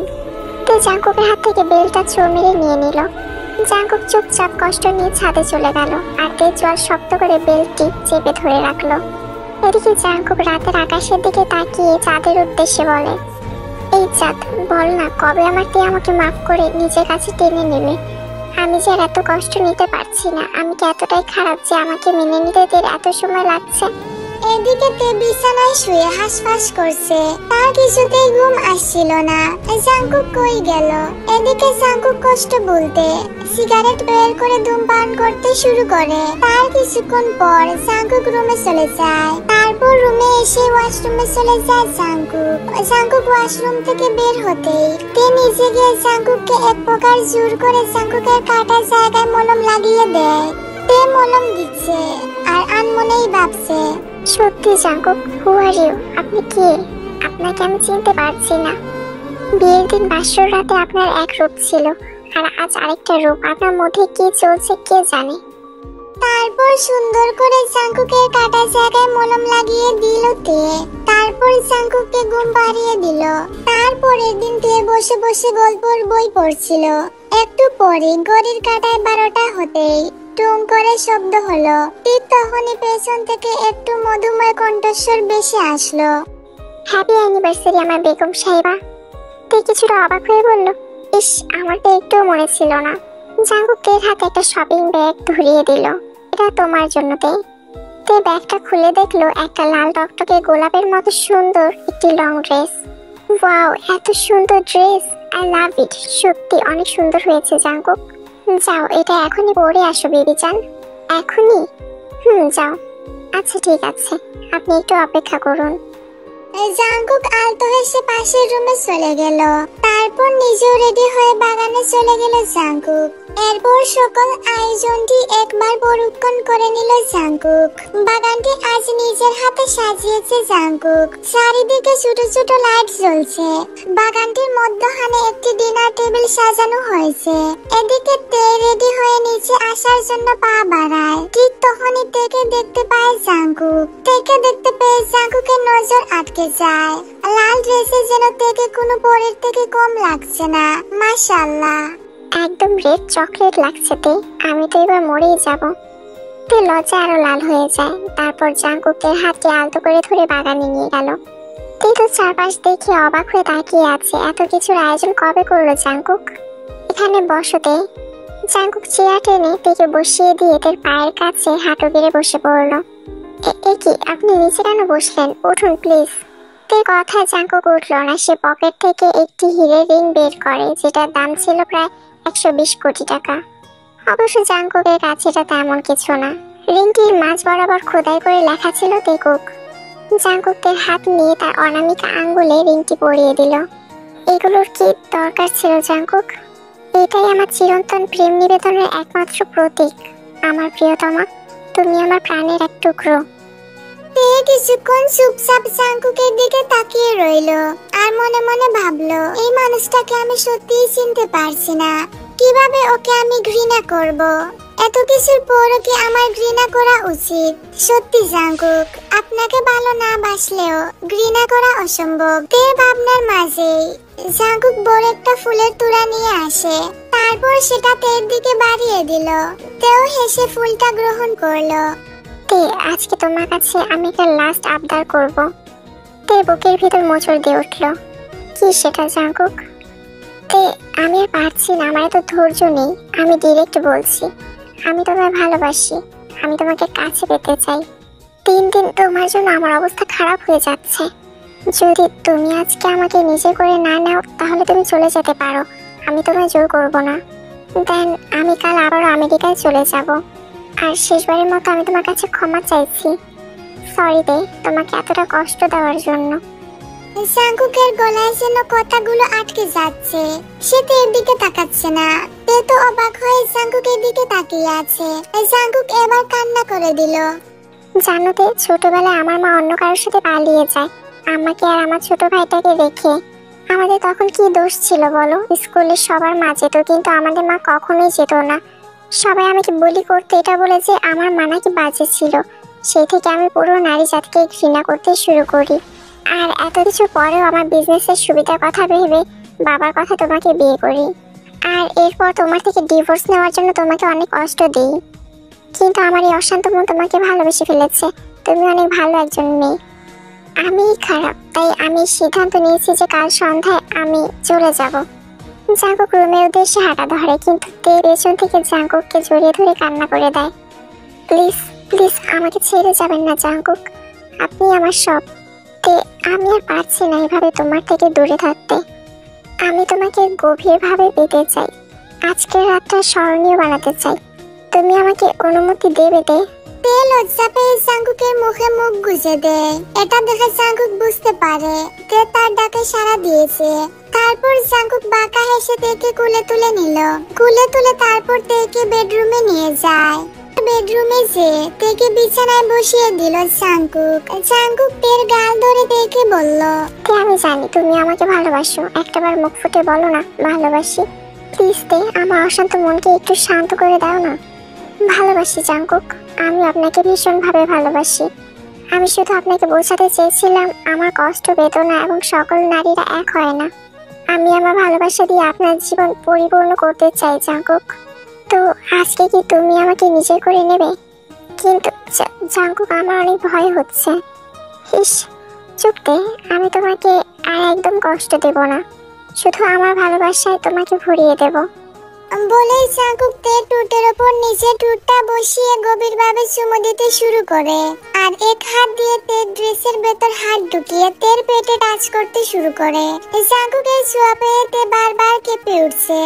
তে কিন্তু জাঙ্কুককে কিস ব্যাক করছে না, সে শুধু রোবটের মতো শক্ত হয়ে বসে আছে। এতে জাঙ্কুকের বেশ রাগ হয়, আর রাগের বসে তের লিপসে কামড় বসিয়ে দেয় জাঙ্কুক। জাঙ্কুক, আমার লাগছে। তুমি আমাকে বাইট করছো কেন? তুমি আমাকে কিস ব্যাক করছো না কেন? প্লিজ কিস ব্যাক, তাহলে আর কামড়াবো না। এবার তে জাঙ্কুককে কিস ব্যাক দিতে শুরু করে। জাঙ্কুক এবার তের গলায় নেমে যায়, তারপর তের গলায় ভালোবাসার পরশ এঁকে দেয়। তে জাঙ্কুকের চুলগুলো শক্ত করে খামচে ধরে আছে। এবার জাঙ্কুক আস্তে আস্তে করে তেকে আনড্রেস করে নেয় এবং নিজেও আনড্রেস হয়ে পড়ে। এবার জাঙ্কুক তেকে নিচে ফেলে দেয়, তারপর জাঙ্কুক তের উপরে উঠে যায়। তারপর তারা দুজন হারিয়ে যায় তাদের ভালোবাসার রাজ্যে। ভোরবেলায় রোদের ঝলমল আলো এসে জাঙ্কুকের চোখে পড়তেই জাঙ্কুকের ঘুম ভেঙে যায়। আর পাশে তাকিয়ে দেখতে পায় তে গুটিসুটি হয়ে তার বুকের ওপর শুয়ে আছে। জাঙ্কুক মৃদু হেসে তের গালে কপালে অনবরত কিস দিতে শুরু করে। এতে তের ঘুম আলগা হয়ে আসে। তে চোখ মেলে তাকাতে দেখতে পায় জাঙ্কুক খালি গায়ে শুয়ে আছে, আর সে তার বুকে ঘুমোচ্ছিল এত সময়। এটা দেখাতে আরো লজ্জা পেয়ে যায়। কি গো, লজ্জা পাচ্ছ বুঝি? এটা বলে জাঙ্কুক তেকে নিজের সাথে জড়িয়ে নেয়। তে বলো, অনেকদিন হলো তুমি ঘরে বাইরে বের হওনি, তাই ভাবছিলাম তোমায় আমাদের পুরনো বাড়িতে নিয়ে যাব। পুরনো বাড়ি মানে আপনার আরেকটা বাড়ি আছে? মানে আমার দাদুর বাড়ি আর কি। দাদু বাড়িও আছে আপনার? কই, আমাকে তো এসব কোনোদিন বলেননি, আর আমি তো জানতামও না। বলিনি কারণ পুরনো বাড়ির সাথে আমাদের কারোর এখন যোগাযোগ নেই। কেন নেই সেটা অনেক লম্বা কাহিনী, তোমাকে অন্য একদিন বলবো। তবে আমাদের বাড়ি কারোর সম্পর্ক না থাকলেও ইউনিভার্সিটি থেকে আমার সাথে দাদুর বাড়ির সবার ভালো একটা বন্ডিং তৈরি হয়েছে। এখন গোসল সেরে ফ্রেশ হয়ে নাও, বিকেলে আমরা যাব। অতঃপর বিকেলে জাঙ্কুক তেকে নিয়ে গেল জাঙ্কুকের দাদু বাড়ি। সবাই জাঙ্কুক এবং তেকে আপ্যায়ন করলো এবং তাদেরকে অনেক যত্ন নিল। চাঁদের মিষ্টি আলোয় বাড়ির পাশের পুকুরে এসে পড়ছে, যার কারণে পুকুরের পানি আরো জ্বলজ্বল করছে। এতে করে চারপাশটা সুন্দর করে তুলছে। পুকুরের আশেপাশে ঝিঝি পোকা গান গাচ্ছিল, আর জানালার পাশে দাঁড়িয়ে তে এমন দৃষ্টি উপভোগ করছিল। এমন সময় জাঙ্কুক তেকে পেছন থেকে জড়িয়ে ধরলো। কি গো বউ, আজকে ঘুমাবা না? চলো না ঘুমিয়ে পড়ি, আমি আজকে অনেক ক্লান্ত। তো যান না, ঘুমিয়ে পড়ুন, কে আটকেছে আপনাকে? আপনি ঘুমান, আমি একটু পর আসছি। তোমাকে জড়িয়ে না ধরলে আমার ঘুম আসবে না, চলো না তাড়াতাড়ি। জাঙ্কুক তের ঠোঁটে একটি চুমু দিয়ে তেকে করে তুলে বিছানার দিকে এগিয়ে গেল। আরে জাঙ্কুক, আস্তে, আমি পড়ে যাব। জাঙ্কুক তেকে নিয়ে বিছানায় শুয়ে পড়ে, তারপর তেকে জড়িয়ে ধরে বলে, এবার আমি শান্তিতে ঘুমাতে পারবো।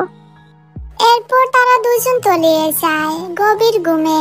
তারপরের দিন জাঙ্কুকের পুরনো বাড়িতে উৎসব হবে, কারণ জাঙ্কুকের একটা কাজিনের বিয়ে হবে। তাই দূর থেকে নানাজন আসতে শুরু করে তাদের পুরনো বাড়িতে, শুধু জাঙ্কুকের পরিবারের সদস্যরা বাদে। আর তে বাড়ির মেয়েদের সাথে আড্ডায় বসে আছে। তারা তো তেকে জাঙ্কুকের কাছে যেতেই দিচ্ছে না। জাঙ্কুক বেশ কয়েকবার তেকে ডেকে গিয়েছে। জাঙ্কুক আর না পেরে অন্দরমহলে মেয়েদের আড্ডাখানায় চলে আসে। আপনারা কি ঘুমাবেন না নাকি? অনেক রাত হয়েছে তো, অলরেডি 1টা বেজে গিয়েছে। আসলে বউ ছাড়া আমার আবার ঘুম আসবে না। সো বউ চলো, অনেক গল্প হয়েছে। জাঙ্কুক যেই নিষেধের হাত ধরবে তখনই একজন মহিলা এসে হাত ধরে তাকে নিজের কাছে নিয়ে যায়। জাঙ্কুক বাবা, তুই বাড়ির ছেলেগুলো লগে ঘুমা গিয়া, আজকা বৌমা আমগো লগে ঘুমাইবো। এমনিতে আজকে বাড়িতে জায়গার অভাব, আজকা মাইয়েরা এক লগে ঘুমাইবো, আর পোলারা এক লগে। না না, এটা আমার সাথে অন্যায় করা হচ্ছে চাচি, প্লিজ আমার বউকে দিয়ে দিন, আমি চলে যাচ্ছি। বউরা ছাড়া আজকের রাতটা কাটান মানিক চান, এরপর না হয় কোলের ভেতরে নিয়ে ঘুমাস, এখন যা তো। এদিকে তাদের দুজনের এমন কথা শুনে তে লজ্জা লাল টমেটোর মতো হয়ে যায়। জাঙ্কুক আর মেয়ে মণ্ডলীর সঙ্গে না পেরে সেও চলে যায় সেখান থেকে। তারা নানা কিছু বলে জাঙ্কুকে লজ্জায় ফেলে দেয়। তাই জাঙ্কুক তেকে তাদের কাছে রেখেই চলে গেল। রাত প্রায় 2টার কাছাকাছি। তের চোখে ঘুম নেই। জাঙ্কুককে জড়িয়ে না ধরলে তেরও ঘুম আসে না। তেকে সবার মাঝে শুয়ে দেওয়া হয়েছিল। এই জায়গা কম হওয়ার কারণে একটু গাদাগাদি হচ্ছিল, যার কারণে তে উঠে চলে আসে জানালার সামনে। বাহিরে একটাও মানুষ নেই। তে একটা গায়ে চাদর জড়িয়ে পেছনের দরজা দিয়ে চলে যায় বাহিরে। তারপর সে বাহিরে এসে একটা গভীর শ্বাস নিল।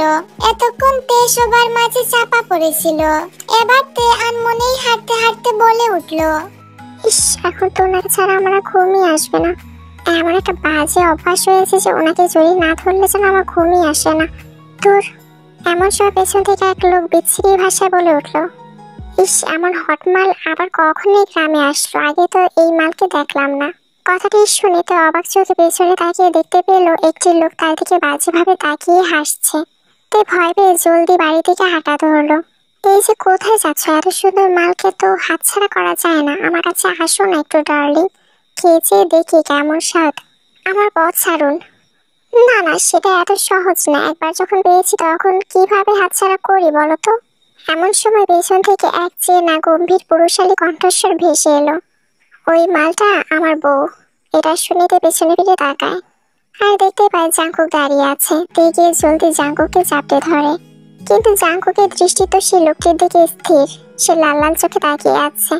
জাঙ্কুকের দেখা মাত্রই ছেলেটি ভয়ে ভয়ে বলে ওঠে, জাঙ্কুক। এরই মধ্যে বয়ের লোকটির প্যান্ট ভিজে গিয়েছে, কারণ এই লোকটি জাঙ্কুককে চিনে। এই লোকটি গ্রামেরই বাসিন্দা। অন্যদিকে তেতো বয়ের জাঙ্কুকের বুকে কাঁপতে শুরু করে। জাঙ্কুক এসে থেকে শান্ত করার জন্য তের মুখ উঁচু করে, তারপর তের ঠোঁটে নিজের ঠোঁট বসিয়ে দেয়। তেও আগের ঘটনা বলতে জাঙ্কুকে কিসের সাড়া দেয়। দুজন দুজনকে কিস করতে ব্যস্ত। এই ফাঁকে লোকটি সেখান থেকে ভয়ে পালিয়ে যায়। তুমি একা একা কেন বের হতে গেলে জান?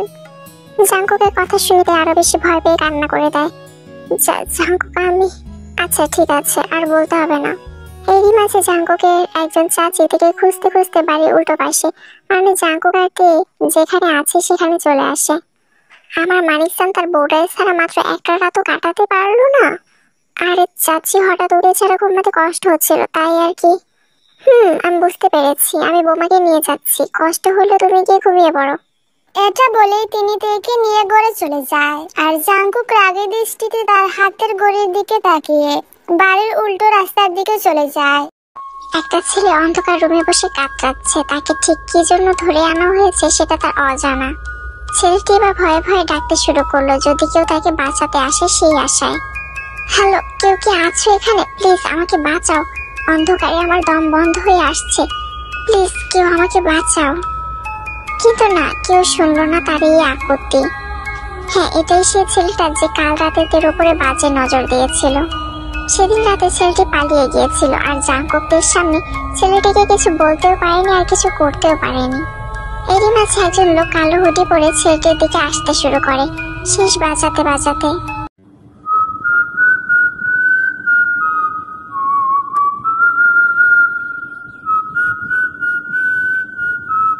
ঘরটা পুরোপুরি অন্ধকার নয়। সিলিং এ একটা হলদে লাইট জ্বলছে, এটা মাঝে মাঝে মিটমিট করে জ্বলছে। আর ঘরের এক কোণে পড়ে আছে পুরনো একটা চেয়ার, তাতে শুকনো রক্ত লেগে আছে আর কিছু ভাঙা দাঁতের টুকরো পড়ে আছে মাটিতে। ঘরটা প্রায় নিঃশব্দ হয়ে আছে, শুধু লোহার শিকলের টন টন শব্দ বেশি আসছে। জাঙ্কুক এবার এগিয়ে গেল সেই লোকটির সামনে। লোকটির চুল শক্ত করে চেপে ধরে বলল, দুটো জিনিসের জীবন জাঙ্কুক পছন্দ করে না। এক, তার প্রিয়জনের অপমান। দুই, তার পছন্দের জিনিসে নজর দেওয়া। যাকে দেখার পারমিশন কাউকে দেইনি, তার দিকে তুই বাজে নজর দিয়েছিস? কি সাহস, ভাবা যায়? তোর হিসাব নিকাশ আজকে শেষ করব আমি। অনেক সময় দিয়ে ফেলেছি। Now it's time for me to show my game. কথাটা শুনে ছেলেটি ভয়ে কাঁপতে লাগলো। তার চোখের কোণে জল চিকচিক করছে। জাঙ্কুক ভাই, আমি জীবনেও আর কোনো মেয়ের দিকে তাকাবো না। প্লিজ দয়া করে আজকের মতো আমাকে মাফ করে দিন। কসম করে বলছি। মাফ নামের কোনো শব্দই জীবন জাঙ্কুকের ডিকশনারিতে নেই। তুই আমার কলিজার দিকে নজর দিয়েছিস, আজ আমি তোর কলিজা বের করে দেখব সেটার ওজন কত। ঝুলন্ত লাইটটি আকস্মিক বন্ধ হয়ে আবার জ্বলে উঠল। এবার জাঙ্কুক টেবিল থেকে একটি প্লায়ার তুলে নিল। তারপর লোকটির ডান হাতে তর্জনীর আঙুলে চেপে ধরল। এভাবে কয়েক সেকেন্ড চেপে ধরল জাঙ্কুক।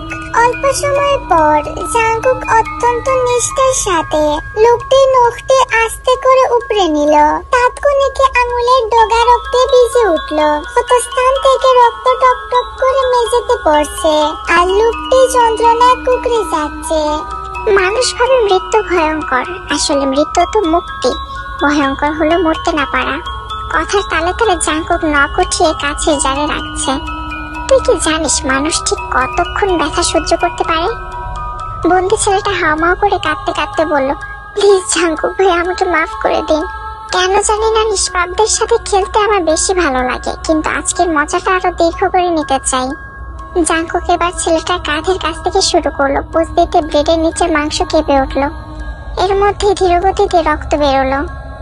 হঠাৎ করে জাঙ্কুক ছেলেটির চুলের মুঠি ধরে এক ঝটকায় তার মাথাটা পেছনের দিকে টেনে নিল। সাথে সাথে ঘাড়ের ধমনী উন্মুক্ত হয়ে গেল। ছেলেটি এবার চিৎকার দিয়ে উঠতে জাঙ্কুক তাকে শেষ করে দেয়।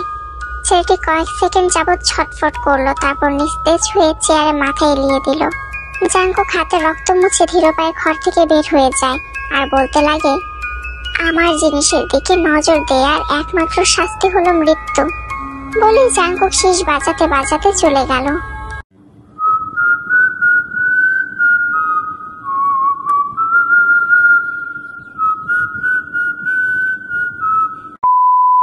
অন্যদিকে বাড়িতে এত আয়োজন, এত আনন্দ হচ্ছিল, কিন্তু জাঙ্কুককে সেখানে দেখতে পেল না তে।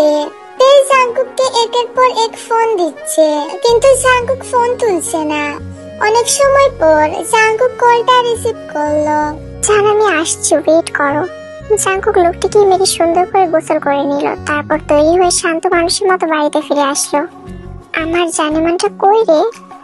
জাঙ্কুকের গলা শুনেতে দৌড়ে গিয়ে জাঙ্কুককে জড়িয়ে ধরে। জাঙ্কুক, তুমি এতক্ষণ কোথায় ছিলে? আমি অনেক টেনশনে ছিলাম। জাঙ্কুক পেছন থেকে একটা ব্যাগ বের করে তের দিকে ধরে। এটা কি জাঙ্কুক? তোমার জন্য স্পেশাল দই ফুচকা। এটা আনতে গিয়ে তো আমার এতটা দেরি হয়ে গেল জান। কি সত্যি তুমি আমার জন্য দই ফুচকা এনেছো? Thank you so much.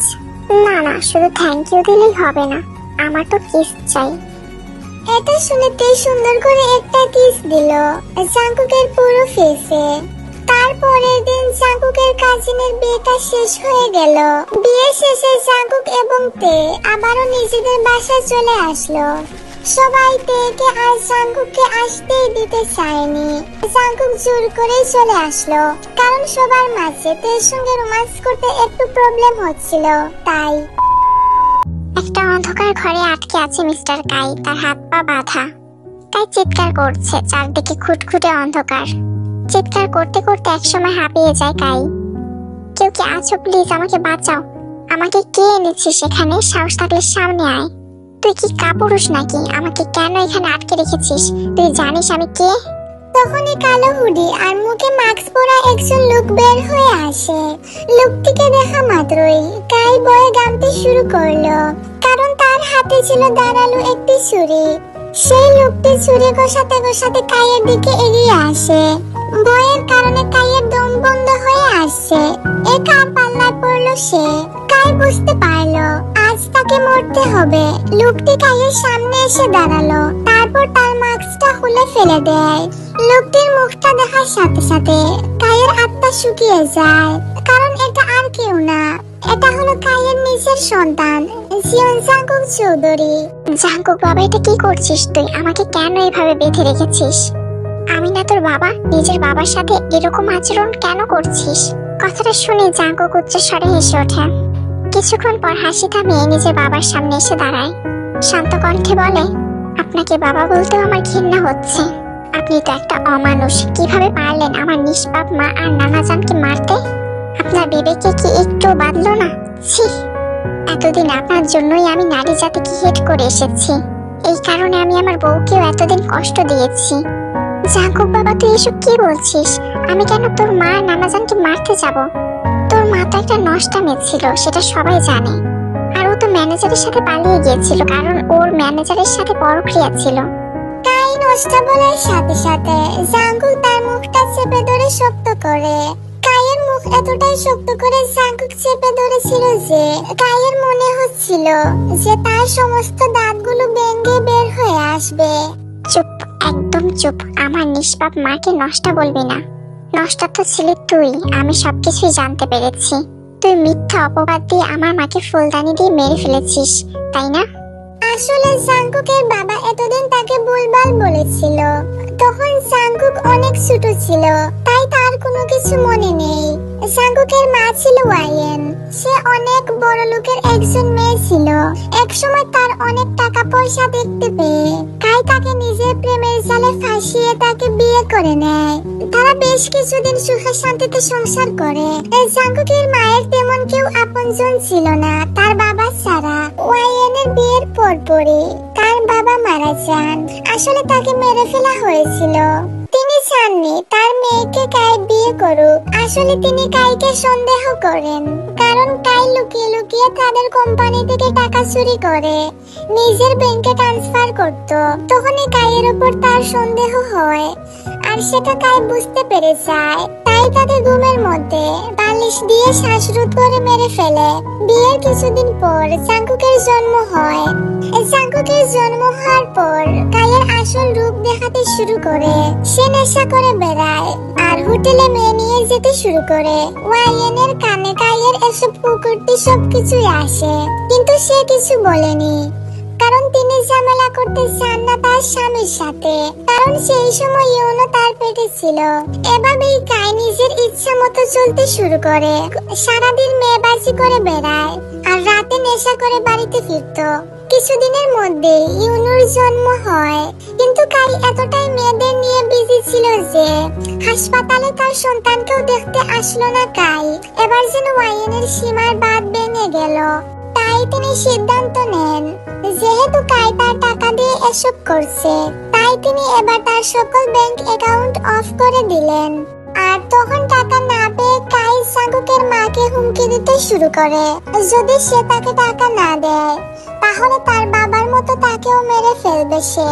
আর সে তাকে একটুও ভালোবাসে না, সে শুধু টাকার জন্য তাকে বিয়ে করেছে।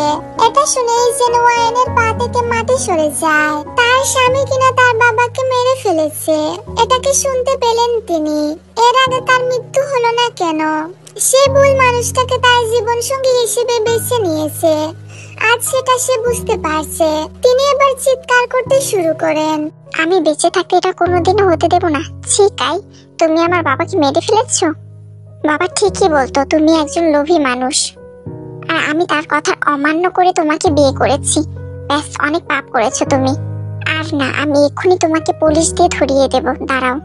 এটা বলে ওয়াইয়েন পুলিশকে কল দিতে যায়। তুমি বেঁচে থাকলে তো পুলিশে কল দেবে জান। এটা বলে কাই একটা ফুলদানি দিয়ে ওয়াইয়েনের মাথায় একের পর এক আঘাত করে সেখানেই ওয়াইয়েনকে মেরে ফেলে। তখন চেঁচামেচি শুনে বাড়ির একজন মেয়েড যে আসে দেখতে যে নিচে কি হয়েছে, কারণ উপরের রুমে জাঙ্কুক এবং ইউনো শুয়েছিল। তারা জেগে যাবে এত চিৎকার চেঁচামেচি শুনে। তখন আড়াল থেকে মেয়েটি দেখতে পায় আর সবকিছু শুনে ফেলে সে।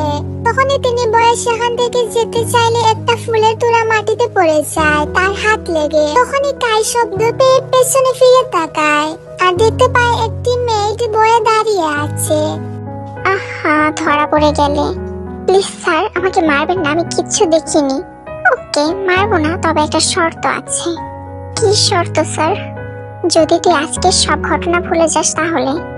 মেয়েটা ভয়ে ভয়ে মাথা নাড়ালো। আর শোন, আমি বাড়ি থেকে লুকিয়ে বের হয়ে যাব, আর তুই সবাইকে বলবি যে ওয়াইয়েন ম্যাডামের চরিত্র বাজে ছিল। সে স্বামী থাকার পরেও অন্য পুরুষকে নিয়ে রুমে যেত, আর আজকে সে তার প্রেমিকের হাত ধরেই পালিয়ে গিয়েছে। কি এভাবে বলতে পারবি না? মেয়েটি তার জানের বয়ের কারণে কায়ের সকল কথায় রাজি হয়ে যায়, আর তারপরের দিন সে সবাইকে তাই বলে। তখন থেকে নারী জাতির প্রতি জাঙ্কুকের ঘৃণা জন্ম হয়।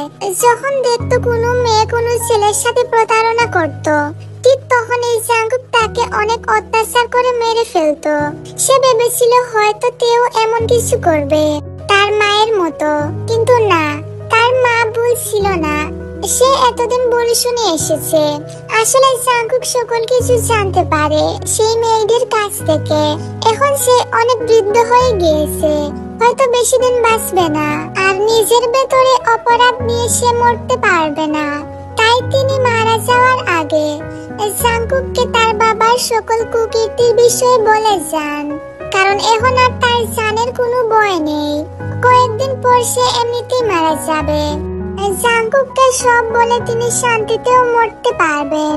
এসব শুনে তো জাঙ্কুকের পায়ের নিচ থেকে মাটি সরে যায়।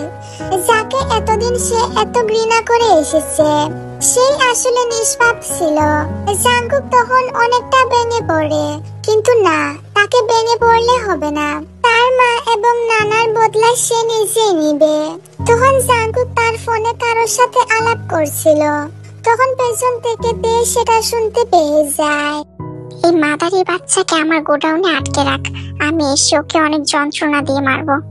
আমাকে আবারও সাইকো রূপে ফিরিয়ে এনেছে ও, ওকে এত সহজে মারবো না। বেশ কিছুদিন ধরে জাঙ্কুকের আচরণ তের কাছে অনেক অদ্ভুত মনে হয়, কারণ তে জাঙ্কুকের একটা ব্যাগ দেখতে পায়, আর সেখানে অনেক প্রকার ধারালো ছুরি ছিল। জাঙ্কুকের কাছে সেগুলোর বিষয়ে জানতে চাইলে জাঙ্কুক কেন জানি অনেক রেগে যায়, আর তেকে অনেক বকাবকি করে তার অনুমতি ছাড়া এসব জিনিসে হাত দেওয়ার কারণে। আর আজকে দেখতে পেল তে জাঙ্কুক তার সেই ব্যাগ কাঁধে নিয়ে আগে ফুসতে ফুসতে বের হয়ে গেল। তেও আর কিছু না ভেবে জাঙ্কুকের পিছু পিছু বের হয়ে পড়লো। তারপর তে জাঙ্কুককে ফলো করতে লাগলো। তার কিছুক্ষণ পরে জাঙ্কুক গিয়ে পৌঁছালো তার গোডাউনে। তেও জাঙ্কুককে ফলো করতে করতে তার গোডাউনে গিয়ে পৌঁছালো, আর তে একটু লেট করে আসলো, যার কারণে তে জাঙ্কুকের পুরো ঘটনা শুনতে পেল না। কাই তার বউ আর তার শ্বশুরকে মারার জন্য জাঙ্কুকের কাছে জান ভিক্ষা চাইতে লাগলো, কিন্তু জাঙ্কুক তাকে মাফ করলো না। এক পর্যায়ে জাঙ্কুক একটা ধারালো ছুরি নিয়ে এগোতে লাগলো কাইয়ের দিকে।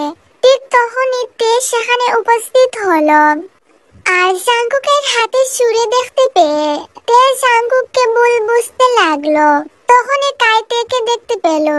জাঙ্কুক উল্টো দিক হওয়ার কারণে সে তেকে দেখতে পেল না। কাই আবার বাঁকা হাসি দিয়ে তেকে কান্না করতে করতে বলল, তে আমার জাঙ্কুক আমাকে মেরে ফেলতে চায়, ও একটা সাইকো, তুই আমাকে বাঁচা। ও নিচে বাবাকে মেরে ফেলতে চায় মা। জাঙ্কুক তাৎক্ষণিক পেছনে ফিরে চাইল, আর দেখতে পেল তে দাঁড়িয়ে আছে। তে কাইয়ের কথা বিশ্বাস করে নিয়েছে। সাথে সাথে তে পাশ থেকে একটা চাকু উঠিয়ে জাঙ্কুকের দিকে তাক করলো। জাঙ্কুক বুঝতে পারলো তেও তাকে ভুল বুঝছে এই মুহূর্তে। অন্যদিকে কাই নানাভাবে তেকে উস্কে দিচ্ছে। ছি জাঙ্কুক, তোমার এত অধপতন হয়েছে, নিজের বাবাকেও মারতে চাইছো? একদম সামনে এগোবে না বলে দিলাম, নইলে কিন্তু আমি তোমার উপরে ছুরি চালাতে বাধ্য হব। তে প্লিজ তুমি শান্ত হও, তুমি আমার পুরো কথাটা আগে একবার শোনো। না তে, তুমি জাঙ্কুকের কথা জালে ফেসো না। ওকে মেরে আমাকে তুমি বাঁচাও, আমি না তোমার বাবার মতো। ও তোমাকে উল্টাপাল্টা বোঝাতে চাইছে তে, তুমি ওর কথা শোনো না। ওর হাত থেকে আমাকে তুমি বাঁচাও মা। জাঙ্কুক তেকে বুঝানোর জন্য জেনা তের কাছে যায়। তখন তে ভাবে হয়তো জাঙ্কুক তাকে মারতেই তার দিকে এগিয়ে আসছে। অমনি তে জাঙ্কুকের বাম বুকে চাকু ডুবিয়ে দিল। জাঙ্কুক যেন বিশ্বাসই করতে পারছে না তে তার বুকে ছুরি চালাতে পারে। তে জাঙ্কুকের বুকে ছুরি চালিয়ে নিজে বুকা বনে যায়। এটা কি করলো সে? কিভাবে সে পারলো জাঙ্কুকের বুকে ছুরি চালাতে? জাঙ্কুক আস্তে আস্তে নিজের শক্তি হারিয়ে ফেলে। তার দেহ অসাড় হয়ে যেতে শুরু করলো। তে জাঙ্কুককে বুঝলো না। এটা ভেবেই যেন জাঙ্কুক আরো ভেঙে পড়তে শুরু করলো। জাঙ্কুক একসময় নিচে পড়ে যায়, আর এর ফাঁকে কাই পালিয়ে যায়। ঠিক তখনই জাঙ্কুকের ছোট ভাই ইউনু চলে আসে। জাঙ্কুক আগেই তাকে আসতে বলেছিল, যাতে তারা দুজন মিলে তাদের মা এবং নানার মৃত্যুর প্রতিশোধ নিতে পারে। কিন্তু ইউনু আসতে অনেক দেরি করে ফেলে। তে এবার জাঙ্কুকের মাথাটা নিজের কোলে নিয়ে কাঁদতে শুরু করে। এর মাঝে ইউনু এসে এই দৃশ্যটা দেখতে পায়। সে থেকে জাঙ্কুকের কাছ থেকে দূরে সরিয়ে দেয় একটা ধাক্কা মেরে। এই একদম ছবি না আমার ভাইকে তুই। আজ যদি আমার ভাইয়ের কিছু হয়ে যায় তাহলে তোকে আমি শেষ করে ফেলবো। জাঙ্কুক ভাই তোমার কিচ্ছু হবে না, প্লিজ চোখ খুলো। কাই পালিয়ে যাওয়ার পর তে নিজের ভুলটা বুঝতে পারে সে কি করেছে। তাই সাথে সাথে তে গিয়ে পুলিশের কাছে সারেন্ডার করে নেয়। ইন ফিউচার তে এসব বলছে আর কান্না করছে। লিসা থেকে শান্ত করার চেষ্টা করছে। লিসা বুঝতে পারলো এতে তের কোনো দোষ নেই। যদি সেই সময় তের জায়গায় লিসা হতো তাহলে সেও এমনটাই কাজ করত। লিসা থেকে শান্ত করার চেষ্টা করছে। এরই মধ্যে নিউজ চারিদিকে ছড়িয়ে পড়ে যে মিস্টার কাই আগামী 20 বছর আগে তার ওয়াইফ এবং তার শ্বশুরকে হত্যা করে মিথ্যা গুজব ছড়ায় তাদের ওপর। আর সেই সময় একজন মেয়েট তাকে হত্যা করতে দেখে ফেলে। এবার তিনি আদালতে কাইয়ের বিরুদ্ধে সাক্ষী দিবেন। এর কয়েক ঘন্টার মধ্যে কাইকে পুলিশ অ্যারেস্ট করে নিল এবং তাকে যাবজ্জীবনের কারাদণ্ড দিল। টিভিতে এই নিউজ দেখতে পেয়ে তের বাবা সোফায় বসে পড়লেন। তের মায়ের যেন এটা বিশ্বাস হচ্ছে না। ছি, আমার তো নিজের উপরেই ঘেন্না হচ্ছে। কাইয়ের মতো এমন একজন মানুষ আমার বন্ধু ছিল। এতদিন সে ভালো মানুষের মুখোশ পড়েছিল আর আমরা তাকে চিনতেই পারলাম না। অন্যদিকে জাঙ্কুকের সেন্স ফিরে আসে। তার ভাই ইউনো দৌড়ে ভাইয়ের কাছে চলে যায়। জাঙ্কুকের সেন্স ফেরার সাথে সাথে সে শোয়া থেকে উঠে বসতে চাইলো আর বিচলিত হয়ে থেকে খুঁজতে শুরু করলো। কারণ তার ভয় হচ্ছিল যদি তার বাবা তার মায়ের মতো তের কোনো ক্ষতি করে বসে তখন তার কি হবে। ভাই শান্ত হও, তোমার শরীরের অবস্থা ভালো না, শুয়ে পড়ো। ইউনো আমার কই, ও ঠিক আছে তো? ভাই ওর কথা তুমি বাদ দাও, ও তোমার উপরে ছুরি চালিয়ে দিয়েছিল আর তুমি কিনা ওর জন্য চিন্তা করছো। ইউনো তুই বোঝার চেষ্টা কর, এতে তের কোনো দোষ ছিল না। এর বদলে তুইও যদি ওই সময় উপস্থিত থাকতে তাহলে তুইও হয়তো এই কাজটাই করতি। ইউনো তো মানতে নারাজ। এবার জাঙ্কুক আস্তে আস্তে সবকিছু খুলে বলে ইউনুকে যে তার বাবা থেকে ভুলভাল বুঝিয়েছিল। তারাও তো এমন ভুলভাল শুনে তাদের মাকে এতদিন ধরে ঘৃণা করে আসছিল। তেমনি তাদের মতো তেও সেদিন তার বাবার কথায় ফেসে যায়। এবার ইউনো নিজের ভুলটা বুঝতে পারে। সে জাঙ্কুককে বলল, ভাই আমি শুনেছি ভাবি তোমায় ছুরি দিয়ে আঘাত করার পর নিজেই পুলিশের কাছে গিয়ে সারেন্ডার করেছে। কি? কেন? তারপর ইউনো জাঙ্কুকে সবকিছু বলে আর এটাও বলে যে তাদের বাবাকে পুলিশ ধরে ফেলেছে আর কঠিন শাস্তিও দিয়েছে। জাঙ্কুক এই কথাটা শুনে একটু শান্তি পেল। ইউনো যা, আমার থেকে নিয়ে আয়, পাগলি একটা। তারপর ইউনো চলে যায় পুলিশ স্টেশনে। জাঙ্কুকের তেমন ক্ষতি হয়নি, তাই তারা তেকে জেল হাজতে রাখেনি। এটা শুধুমাত্র একটা অ্যাক্সিডেন্ট ছিল। কিন্তু তে মানতে নারাজ। তার মতে সে তার স্বামীকে আঘাত করেছে। তখনই সেখানে ইউনোর আগমন ঘটল। তারপর সে তেকে পুলিশ স্টেশন থেকে ছাড়িয়ে জাঙ্কুকের হসপিটালে নিয়ে যায়। তে কোন মুখে জাঙ্কুকের কাছে যাবে তাই সে বাহিরে দাঁড়িয়ে রইল আর ভেতরে জাঙ্কুক তের জন্য অপেক্ষা করছে। তখন তের বাবা তের কাঁধে হাত রাখে। তে তার বাবাকে দেখতে পেয়ে কান্নায় ভেঙে পড়ে। মেয়েকে শান্ত করার জন্য আরেম সাহেব মেয়েকে নিজের বুকের সাথে চেপে ধরলেন। তারপর তের মাথায় হাত বুলিয়ে দিতে দিতে বললেন, এভাবে ভেঙে পড়িস না মা, নিজেকে শান্ত কর আর জাঙ্কুকের কাছে যা। এখন যে তার তোকে অনেক প্রয়োজন। হ্যাঁ রে মা, যা জাঙ্কুকের কাছে, এতে তোর কোনো দোষ ছিল না। সেই সময় তোর জায়গায় আমি থাকলেও এমনটাই করতাম। যা, ছেলেটা সে কখন থেকে তোর অপেক্ষায় বসে আছে। এভাবে সবাই থেকে অনেক বুঝিয়ে জাঙ্কুকের কেবিনে পাঠায়। জাঙ্কুক তখন চোখ বুজে শুয়েছিল। জাঙ্কুকের নিতর দেহর বেডে পড়ে আছে আর এটা দেখা মাত্রই তের ভেতরটা মসুর দিয়ে উঠলো।